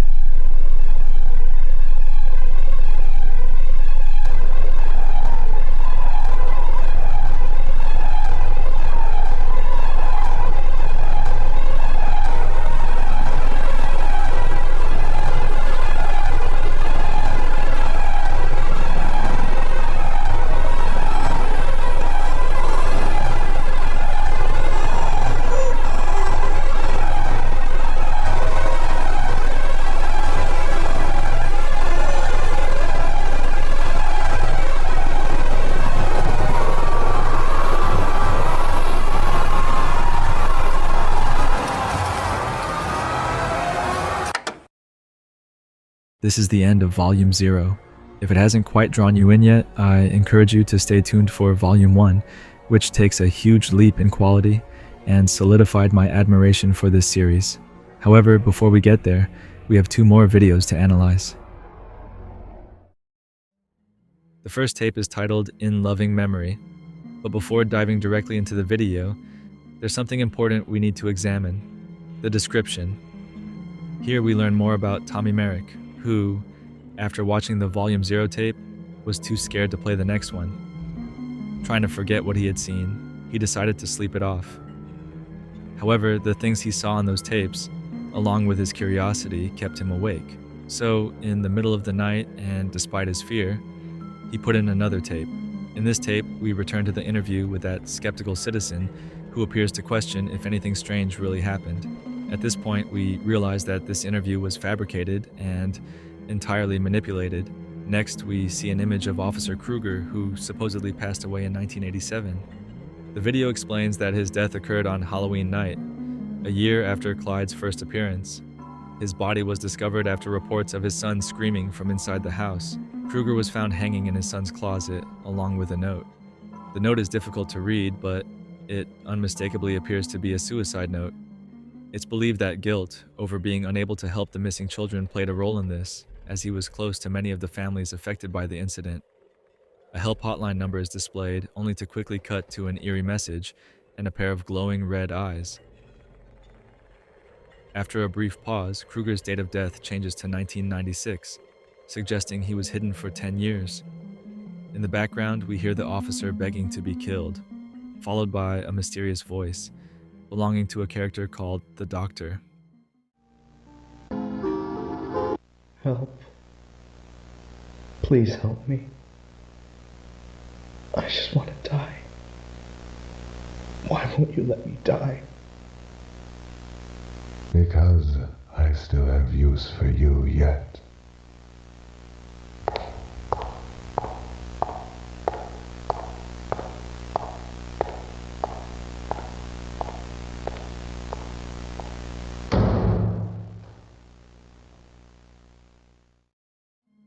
The second video is titled Family Photo Album.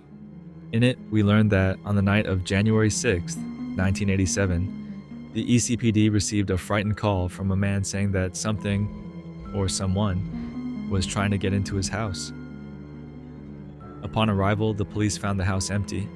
Everyone had vanished. The only evidence left behind was a photo album and a video camera containing recordings of the events. When the detectives opened the photo album, they were shocked to find that all the photos were distorted, making it incredibly difficult to identify the people in them. When the detectives questioned neighbors, no one could identify the family or provide useful information. One neighbor even claimed that no family had ever lived in that house before. It was as if they had never existed. While the identity of the culprit remains a mystery, several photos from the album and a 911 call made that night suggest that the intruder may not have been human. Here's the recording from that night.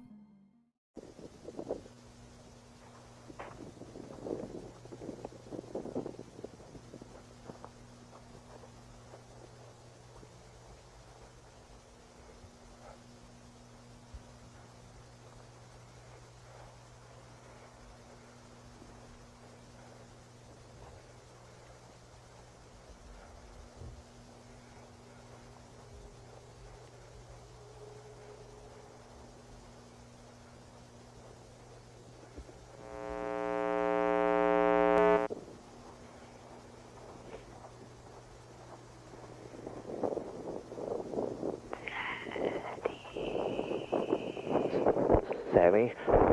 Sammy, is that you?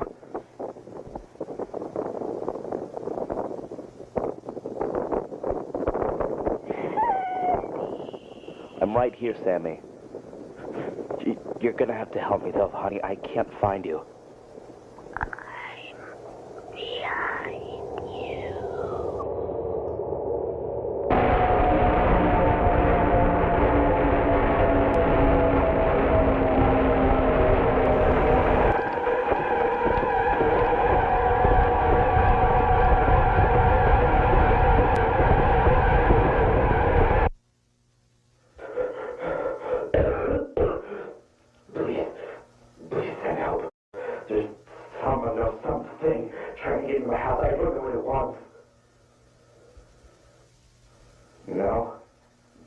I didn't get to look at it, but I'm telling you, it's the demon.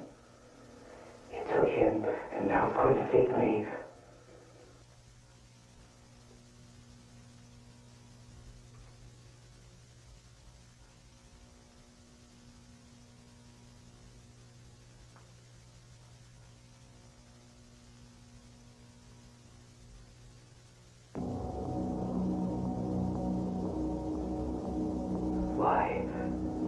Why you keep using his face? Why are you doing this to me? You have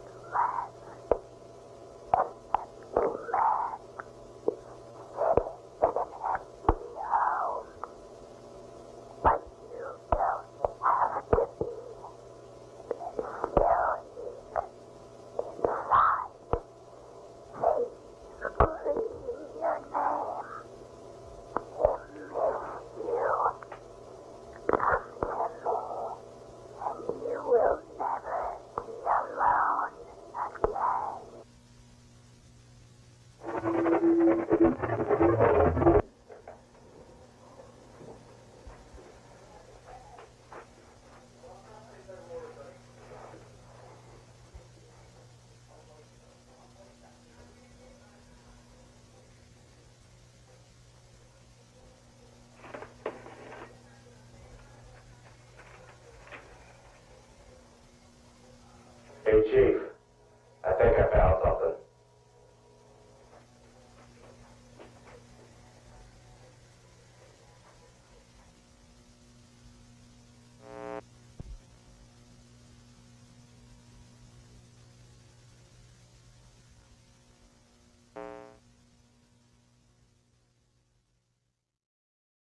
One detail I forgot to mention is that in the description of this video, the story of Tommy Merrick continues.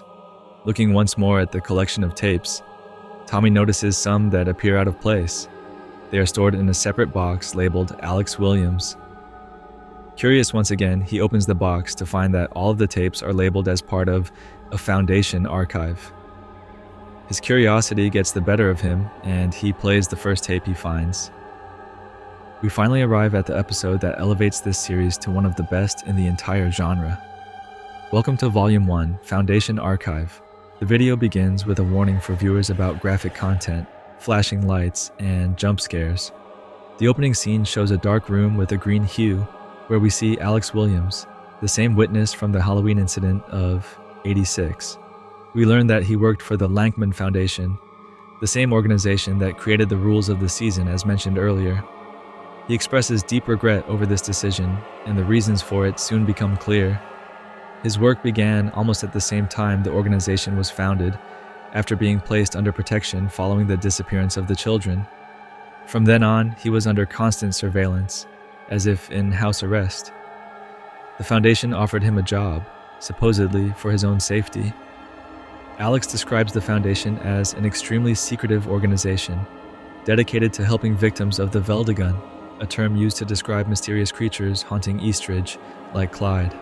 The video then switches to another tape from the Lankman Foundation, this time resembling a public announcement. Through animation, we learn that the Lankman Foundation was founded 4 years after Clyde's first appearance. The founder, Herbert Lankman, used his father's inheritance to reopen an asylum aimed at containing these threats and treating the victims of these entities. It's also mentioned that the foundation financially supports the Eastridge County Police Department. Lankman assures viewers that, although recent years have been terrifying, this will all soon end. Next, we see a recorded phone call from April 6, 1990, directed to the Eastridge County Police Department. A desperate woman's voice urgently requests help, claiming that a group of masked men is trying to break into her house. Eastridge 911, where is your emergency? This is 45 Elk Crescent. Send the police, please! Can you describe the situation to me, ma'am? There's a group of men trying to break into my house. They're slamming on the door. Please send the police now! The police will be on their way in a moment, ma'am. I just need you to breathe. Did you get a good look at these men? What did they look like? I don't know what they look like. They're all wearing masks. I can't see their faces. They look all the same! What kind of masks, ma'am? Yellow ones. They're wearing yellow masks. Do they look like bandages?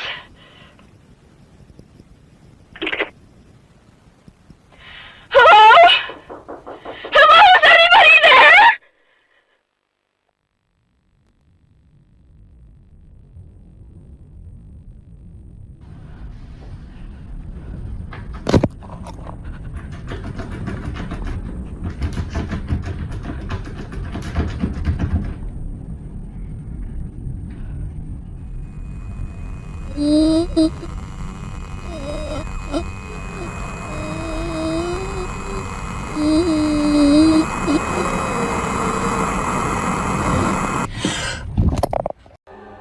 After this, we return to Alex, who describes what it was like working for the Foundation. He recalls that he and other employees were met with an overwhelming number of rules and training tapes, even for the simplest tasks, each one stranger than the last. Workers were required to wear protective goggles at all times to prevent hallucinations. He also mentions that the patients seemed terrified of the staff, no matter how much they tried to help them. Then, Alex shows us one of the many tapes used for training workers. Here in the Lankman Asylum, it is imperative for all staff members to be aware of our state-of-the-art hallucinatory environment. Through this unique environment, we are able to keep all patients within our walls in line, as well as treat their conditions through exposure that no other location can provide. The amount of benefits this new technology can provide for the patients of our asylum is numerous, but you must remember that there are multiple precautions which have been put in place to ensure that you, our staff, do not suffer from the effects of our hallucinatory environment and can do your job correctly and safely. The first of these precautions should have been provided to you on your first day at the job, in the form of these specialized optical lenses. By wearing these red lenses, staff members will be able to see past the environment's effects, allowing for no mistakes to be made and a job well done. If at any point these lenses are to be removed, staff members will experience severe hallucinations which will make your work extremely difficult. The second of these precautions comes in the form of knowing what you should and should not be hearing when on the job. Although we have yet to develop a solution for auditory hallucinations, symptoms of them appear to follow a similar and predictable pattern. If you believe yourself to be hallucinating, ask yourself if you're hearing the voices of people that do not exist, distant music coming from an unknown location, Dr. Lankman requesting your aid, or the knocking of doors which do not exist. If the answer to any of these questions is yes, then you are hallucinating and should treat those sounds as if they do not exist. Moving on from our patented hallucinatory experiment, we next must discuss the role of another very important part of our facility. It is imperative that all staff members avoid any form of contact.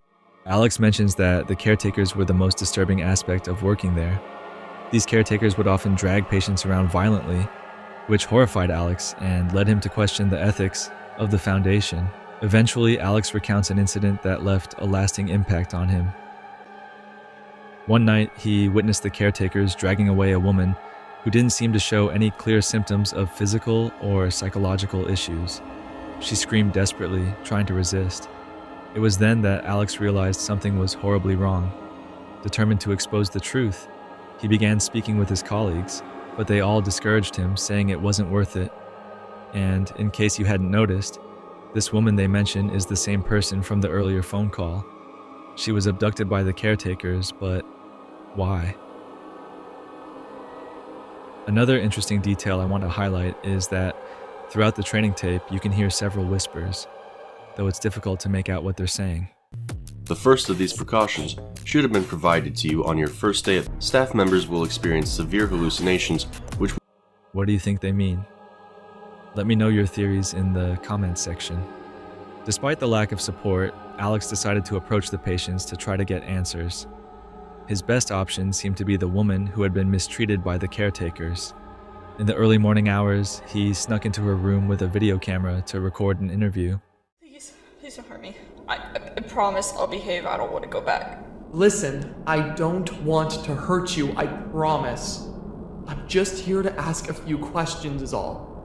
I'm sorry about what happened to you the other night. It was horrible. I want to try and make sure that doesn't happen again. And it would help a lot if you could answer my questions. Okay. Alright, thank you. Okay, so my first question. Why were you brought here? You didn't have any diagnosis, and you don't seem to suffer from any symptoms of Veldigan sickness. I don't know why I'm here. These men broke into my house. Nobody came to help me. The doctor told me I'm sick, but I don't know what he means. I'm sorry if that doesn't help. It's okay, don't worry. That helps a lot. You're doing great. Now, my next question. That night when you were attacked here, I know it must be a lot, and I'm sorry to bring it up, but do you know where they took you? I don't know. He told me I can't tell anybody. I'm sorry, I can't tell you that. He said he would take me back there. And I don't want to go. I don't want to go. Hey, it's all right. You're not going to go back there, I promise. I just need to know where it was. Nobody else will know. They took me to room 66. What? No, that's not possible. There's only...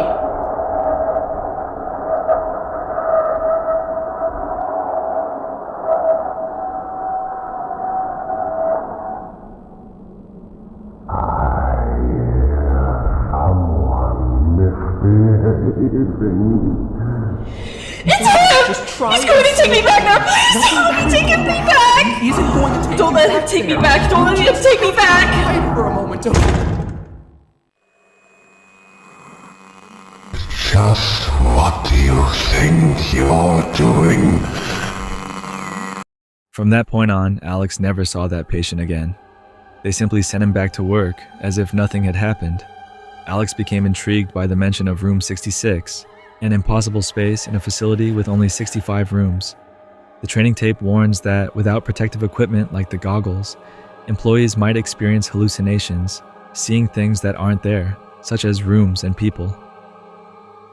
At this point, it's clear that the Langman Foundation uses fear to ensure their employees wear the goggles, hiding something they shouldn't see, such as room 66. Watching the recording again, Alex notices something odd. A camera in the corner of the room that he swears wasn't there before. He decides to check other rooms, and none have cameras. That night, he makes a fateful choice. He removes the goggles to uncover the truth. When he opens his eyes, everything looks the same at first, but he realizes that the Foundation has been hiding things from him. People, cameras, rooms, and among them, the existence of room 66. Seeing it chills him to the bone. It truly exists. Alex summons all his courage and opens the door.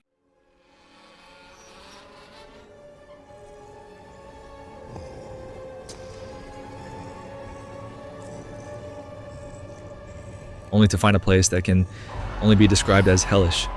Inside, he encounters scattered human remains and a gigantic monstrosity, the Veldegun that the Foundation was containing and studying. Winfrey. Unfortunately, it's not the only thing in the room with him. Alex finally understands what has terrified the patients so much. He finally sees what they could see. He finally sees Dr. Herbert Langman.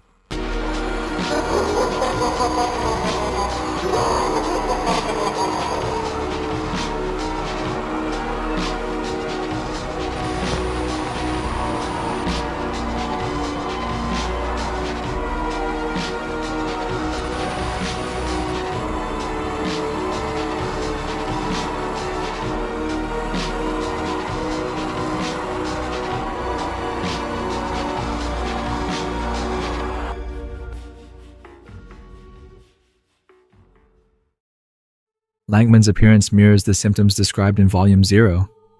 Likely due to years of experimenting with these creatures, he has become something similar to them. I also suspect that the encounter Kruger had, the one that left him with the symptoms after contacting a Veldegun, wasn't with Clyde, but with Dr. Langman, as hinted in Loving Memory. When he appears, we see brief images of him, but one detail caught my attention. The first and fourth images are walls of text with medical instructions. If you look closely, you'll recognize their instructions for performing a lobotomy. Coincidentally, my previous video was about Alice, another great analog horror series on my channel, which you should definitely check out. The episode concludes with Alex explaining how Dr. Langman ordered him to keep working and never speak to anyone about room 66. Langman and the caretakers also grew more hostile toward him, with some even watching him outside work from tinted car windows. Alex eventually learns of someone who might put an end to Langman's evil. As he speaks, we see that the door behind Alex has opened, though he doesn't notice. He sighs, catching his breath, and as he does, we see the open door, revealing a dark hallway. After this, Alex turns off the camera. However, during the credits, red eyes appear in the darkness, possibly indicating that Alex has been discovered.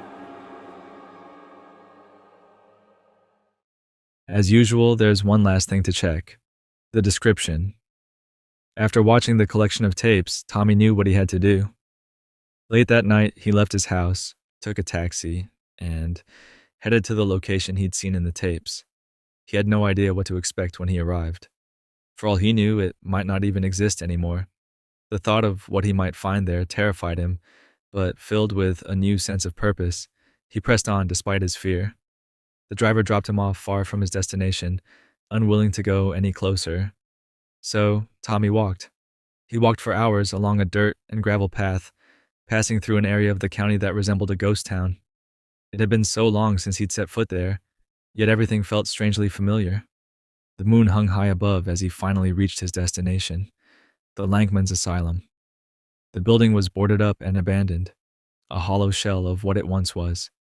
He stood in front of the entrance for what felt like an eternity. He knew what he had to do, but lacked the strength to do it. In the end, the fear was too much for him, so he turned to leave. But then he heard something, a bellowing sound, calling to him from deep within the forest. He recognized the creature's call and walked away from the asylum, venturing into the woods to meet someone he never thought he'd see again.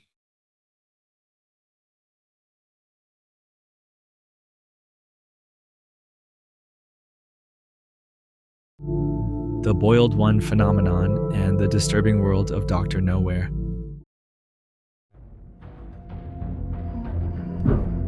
This series of videos starts with TOE-starving.help, where we witness a strange humanoid creature pounding on the screen, slowly cracking the glass as it tries to break free. The story continues with the next tape, where a frightened boy begins recording the creature on his TV, pleading with it to leave him alone and asking what it wants from him. Despite his efforts, the creature manages to shatter the screen and break through. The boy tries to hide, but the creature quickly finds him and ends his life. Authorities found his body intact without a single scratch. What method did the entity use to kill him? For now, it remains a mystery. The next video presents another television broadcast, a program about the fear some people experience when going to sleep, turning off all the lights in the house. During this process, they feel as though something is watching them, following them from the shadows. But don't worry.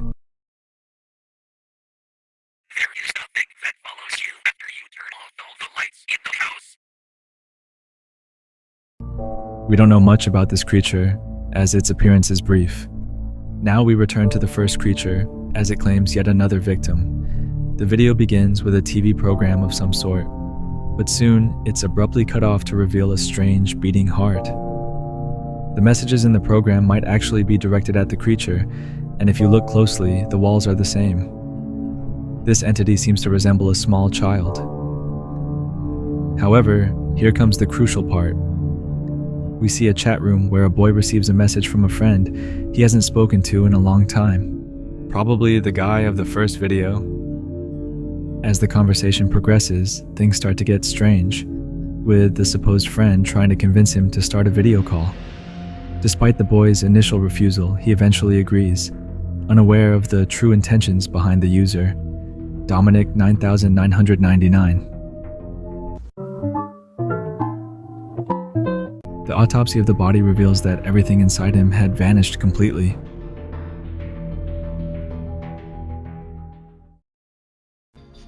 The next tape reveals much more information, explaining the possible origin of all these creatures, the Boiled One phenomenon. It all begins with a set of instructions. You must have earplugs, paper, a pencil, and the Christian Bible open to Psalms 91:10. If you hear anything unusual, be prepared to cover your ears. You also need to be ready to write the following text on the paper, although it seems an entity is interfering with the tutorial. After writing, you must recite the passage from the Bible mentioned earlier. If you still see disturbing images in your mind, your only option is to pray, though you can also call the authorities for help. In the late 90s, a documentary series aired about the flora and fauna in Pennsylvania. Unfortunately, the show ended when its host died in 2001. After that, something strange happened. On August 13th, 2003, the 13th episode of the series began, airing out of nowhere. This episode talked about the Tree of Heaven, a type of poisonous oak. However, the signal was interrupted by a strange being called Fen 228.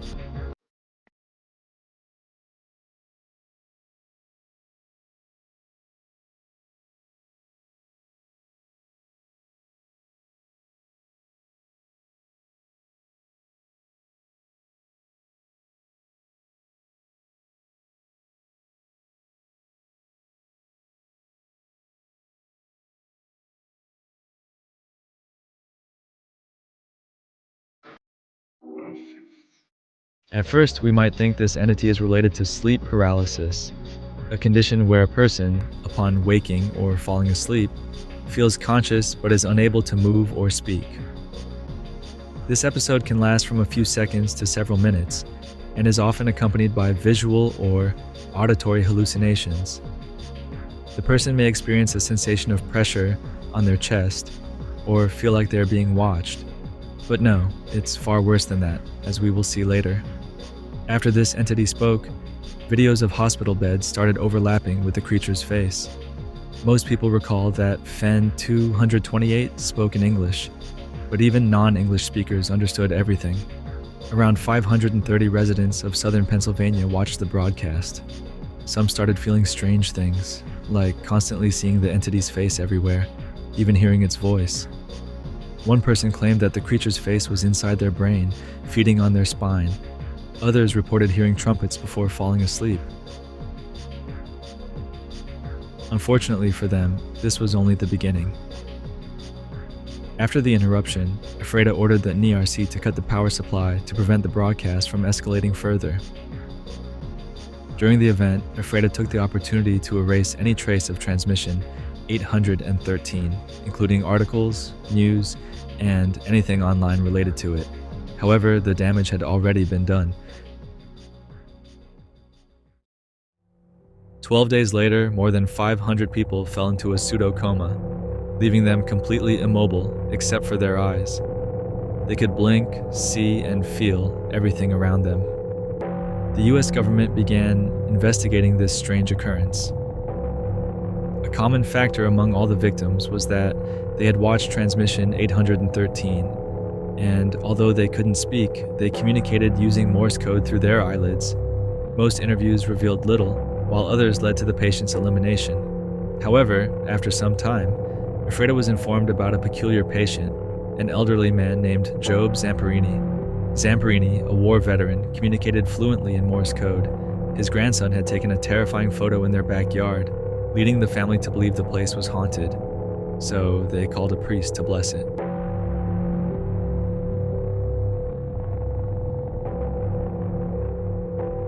Looking at the photo doesn't seem to be dangerous, but it's still recommended to use blue light glasses or view it from a distance.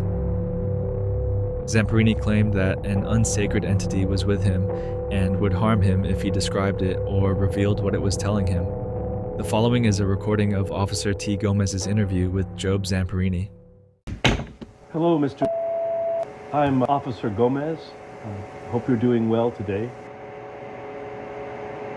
Do you mind if I ask you a few questions regarding your condition and possibly unholiness within your home that your family had mentioned?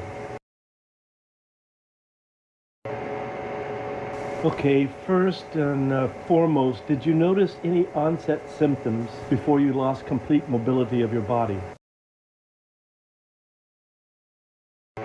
Face, huh? When did you begin seeing this face? Interesting. Many of the people who have seen the broadcast that you saw on August the 13th described having vivid and upsetting hallucinations. Do you think this is something your brain has created? Can you please describe this face to me?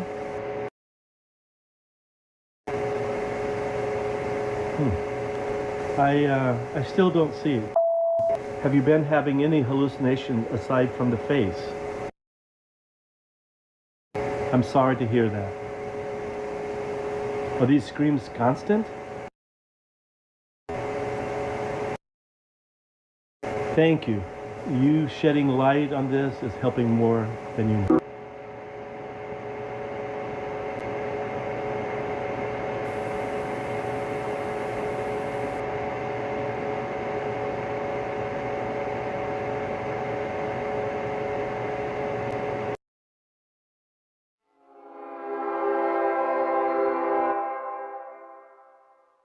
Listen closely.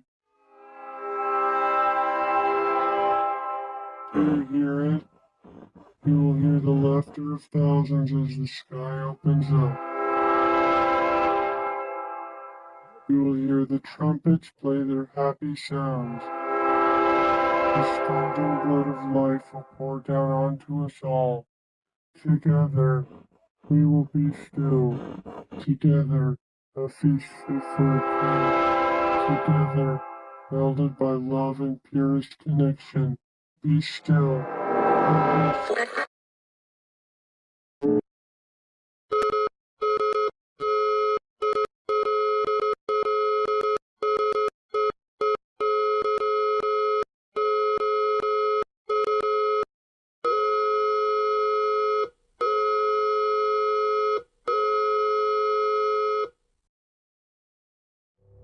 The entity speaks of the approaching apocalypse, that the trumpets of the end times will sound, and the skies will tear open with rains of blood. Let's talk about some theories circulating out there. The two Japanese phrases seen in the video, fear of birds and fear the one and only Watanabe bird, may reference a Japanese war criminal, Mutsuhiro Watanabe, nicknamed the Bird. This man relentlessly tortured his victims, but was never punished for his crimes. One of the prisoners he tormented was named Louis Zamperini. After surviving the torture, Zamperini became a devout Christian, drawing a direct correlation. The entity could be Mutsuhiro Watanabe, and Job Zamperini might represent Louis Zamperini. Another theory highlights the resemblance between the creature and Jesus Christ with the crown of thorns, perhaps hinting that Fen 228 is, in fact, the Antichrist, who will bring devastation upon the world.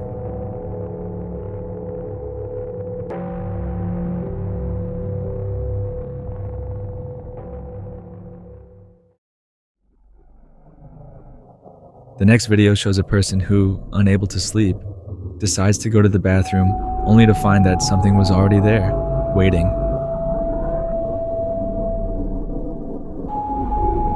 We need to analyze the tape closely to understand what's happening.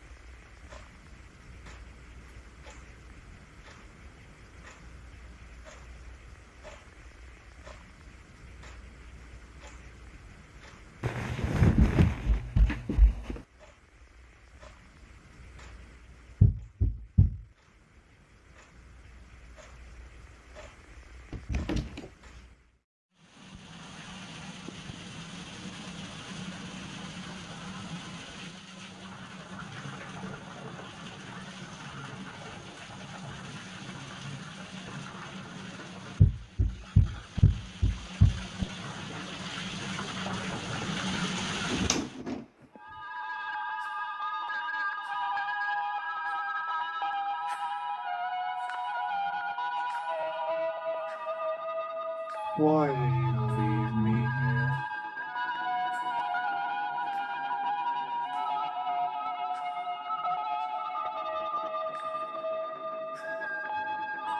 I never existed to you.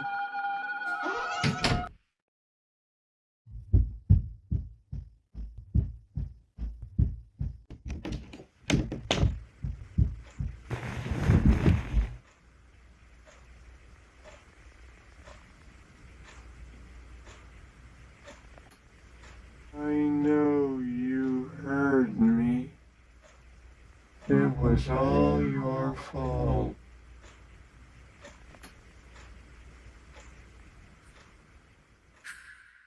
The central theme revolves around guilt and remorse, where the protagonist encounters a white entity that represents the guilt over their baby's death, suggested by the crib later occupied by the creature. It's possible the protagonist left their baby alone in the bathtub, leading to the child's drowning. With the phrase the entity utters, "I never existed to you," we can theorize that the father or mother was negligent with their baby, perhaps even wishing to get rid of it at some point. The entity's awareness that it was heard implies the baby cried and screamed but was ignored. A truly heartbreaking story.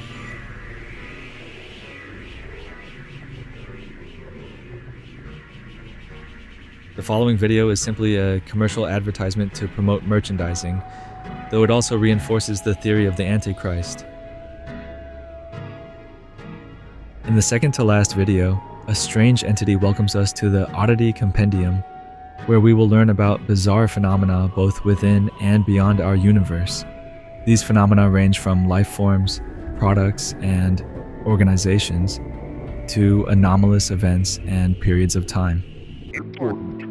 The following information has been acquired from realities that may be separate from the one you are currently residing in. Please be aware that knowledge or comprehension of incompatible information may result in a conscious reality fracture. A conscious reality fracture is a phenomenon that can occur when an individual perceives material originating from an incompatible reality. Symptoms include migraines, intense deja vu episodes, and, in extreme cases, instant death. In other words, learning something from a reality other than our own could be fatal. Next, we are told that today, we will learn that, first, your own bed might be wishing to devour you. Sleep with a fan on if possible. Second, if one day you go downstairs and your family has disappeared, avoid interacting with the headless corpses you find, as non-existence is contagious. Finally, if you find yourself in the middle of nowhere and are suddenly flooded with brilliant ideas, return immediately. Enlightenment is dangerous, and resisting it could be fatal. The first oddity they discuss are the flesh beds, a subhuman parasite that resembles a mattress. Its body, when in a dormant state, can easily be mistaken for a regular mattress, but cutting into it reveals organs, appendages, and a humanoid head. The flesh beds were discovered in the 1960s when a mattress company gave away some unsold products, resulting in a series of disappearances. These parasites activate with body heat and, once awake, devour their host. The first victim was a 19-year-old girl named Alice. Her half-digested remains were found inside the mattress after it was sliced open. Though their exact origin is uncertain, it's theorized that they are possibly an ancient group of Homo sapiens that fused with a mystical network thousands of years ago. Next, we have the headless macrocosm, a sub-reality almost identical to Earth but inhabited by headless corpses. These bodies, although dead, breathe faintly and their hearts beat erratically. Curiously, when humans interact with these corpses, they gain a certain level of consciousness. Approximately 2,393 humans exist in this sub-reality, having arrived there after falling asleep under strange circumstances in their world. If humans accidentally interact with these corpses, the bodies may awaken. One man, while walking through a field, accidentally brushed against one of the motionless bodies. This body, which had previously been immobile save for its convulsions, sprang to life, ripped off the man's head, and placed it on its own neck. We are also introduced to the disease of non-existence, an affliction carried by these corpses. It is a disease that can affect anyone, and once it takes hold, the headless macrocosm deems you fit to reside in its endless plains, filled with others who met the same fate. This sub-reality seems to function as a dumping ground for things the universe considers useless, a deeply disturbing concept. The next oddity is the obelisks of enlightenment, monolithic entities ranging from 3 to 45 meters in height, residing in remote locations around the planet and even on the moon. These obelisks, which levitate and always point north, are revered for their vast knowledge. They emit an angelic chant that, when heard, grants a massive increase in intelligence. However, this knowledge is so overwhelming that it can cause the human brain to spontaneously combust, or in luckier cases, allow for a profound understanding of the universe before the individual is absorbed by the obelisk. It is not fully understood how these anomalies came into being, but they seem to be ruptures in the fabric of reality, similar to black holes. Many speculate that these cracks were opened by ancient giants, dissatisfied with the lack of knowledge on Earth. Humanoid skeletons of enormous size have been found near the obelisk sites, supporting this theory. When the obelisks made their debut on Earth, they aided in the construction of the pyramids of Giza by providing understandable levels of sacred knowledge to the Egyptian pharaoh, who was drawn to the desert by the sound of the obelisks. This knowledge helped develop a possible method for building these grand tombs, which took the form of pyramids as a tribute to the divine structures.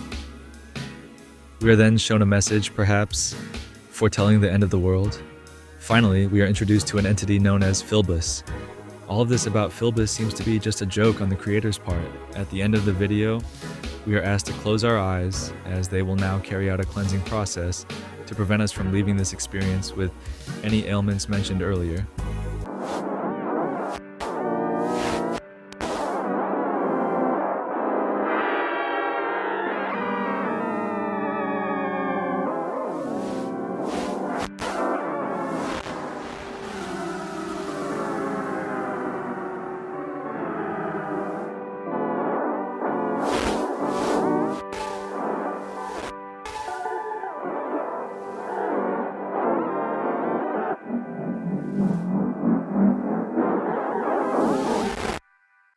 you for attending Dr. Nowhere's Office of Wonders.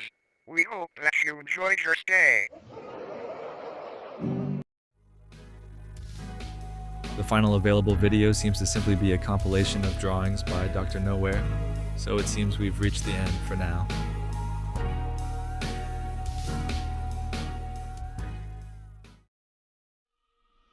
All of this is very strange, don't you think? It feels like everything is somehow connected. What if all of this is because of the Boiled One? Let's remember its words.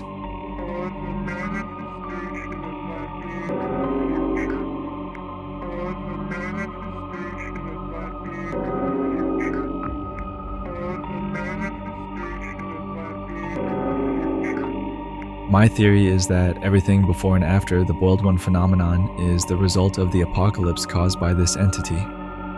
The figure of the Boiled One has a dominant presence in the universe that this channel is documenting, and it's plausible to think that all of these entities and anomalies could be consequences of the apocalypse it triggered.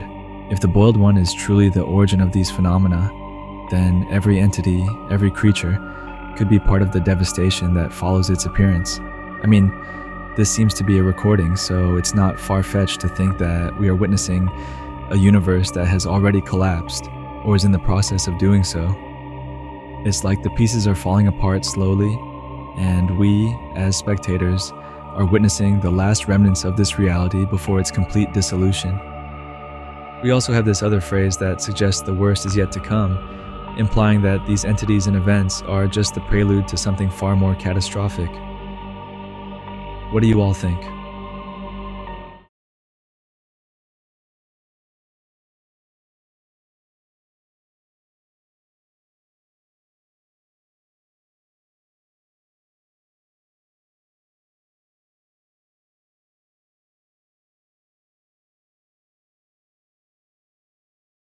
Alright, let's break this down.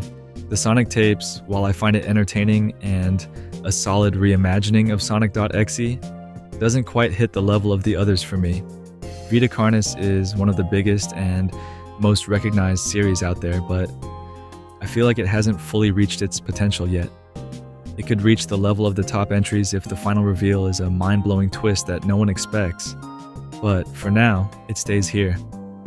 Now let me tell you, I love anything that delves into psychology, and Alice in Dreams does this exceptionally well. It offers a deep psychological look into the mind of Alice Little, blending schizophrenia and mental illness with a twisted world of Wonderland, and it pulls this off incredibly well. I have to admit though, I enjoyed analyzing it even more than watching it, so it holds this spot for me. Now onto these last two.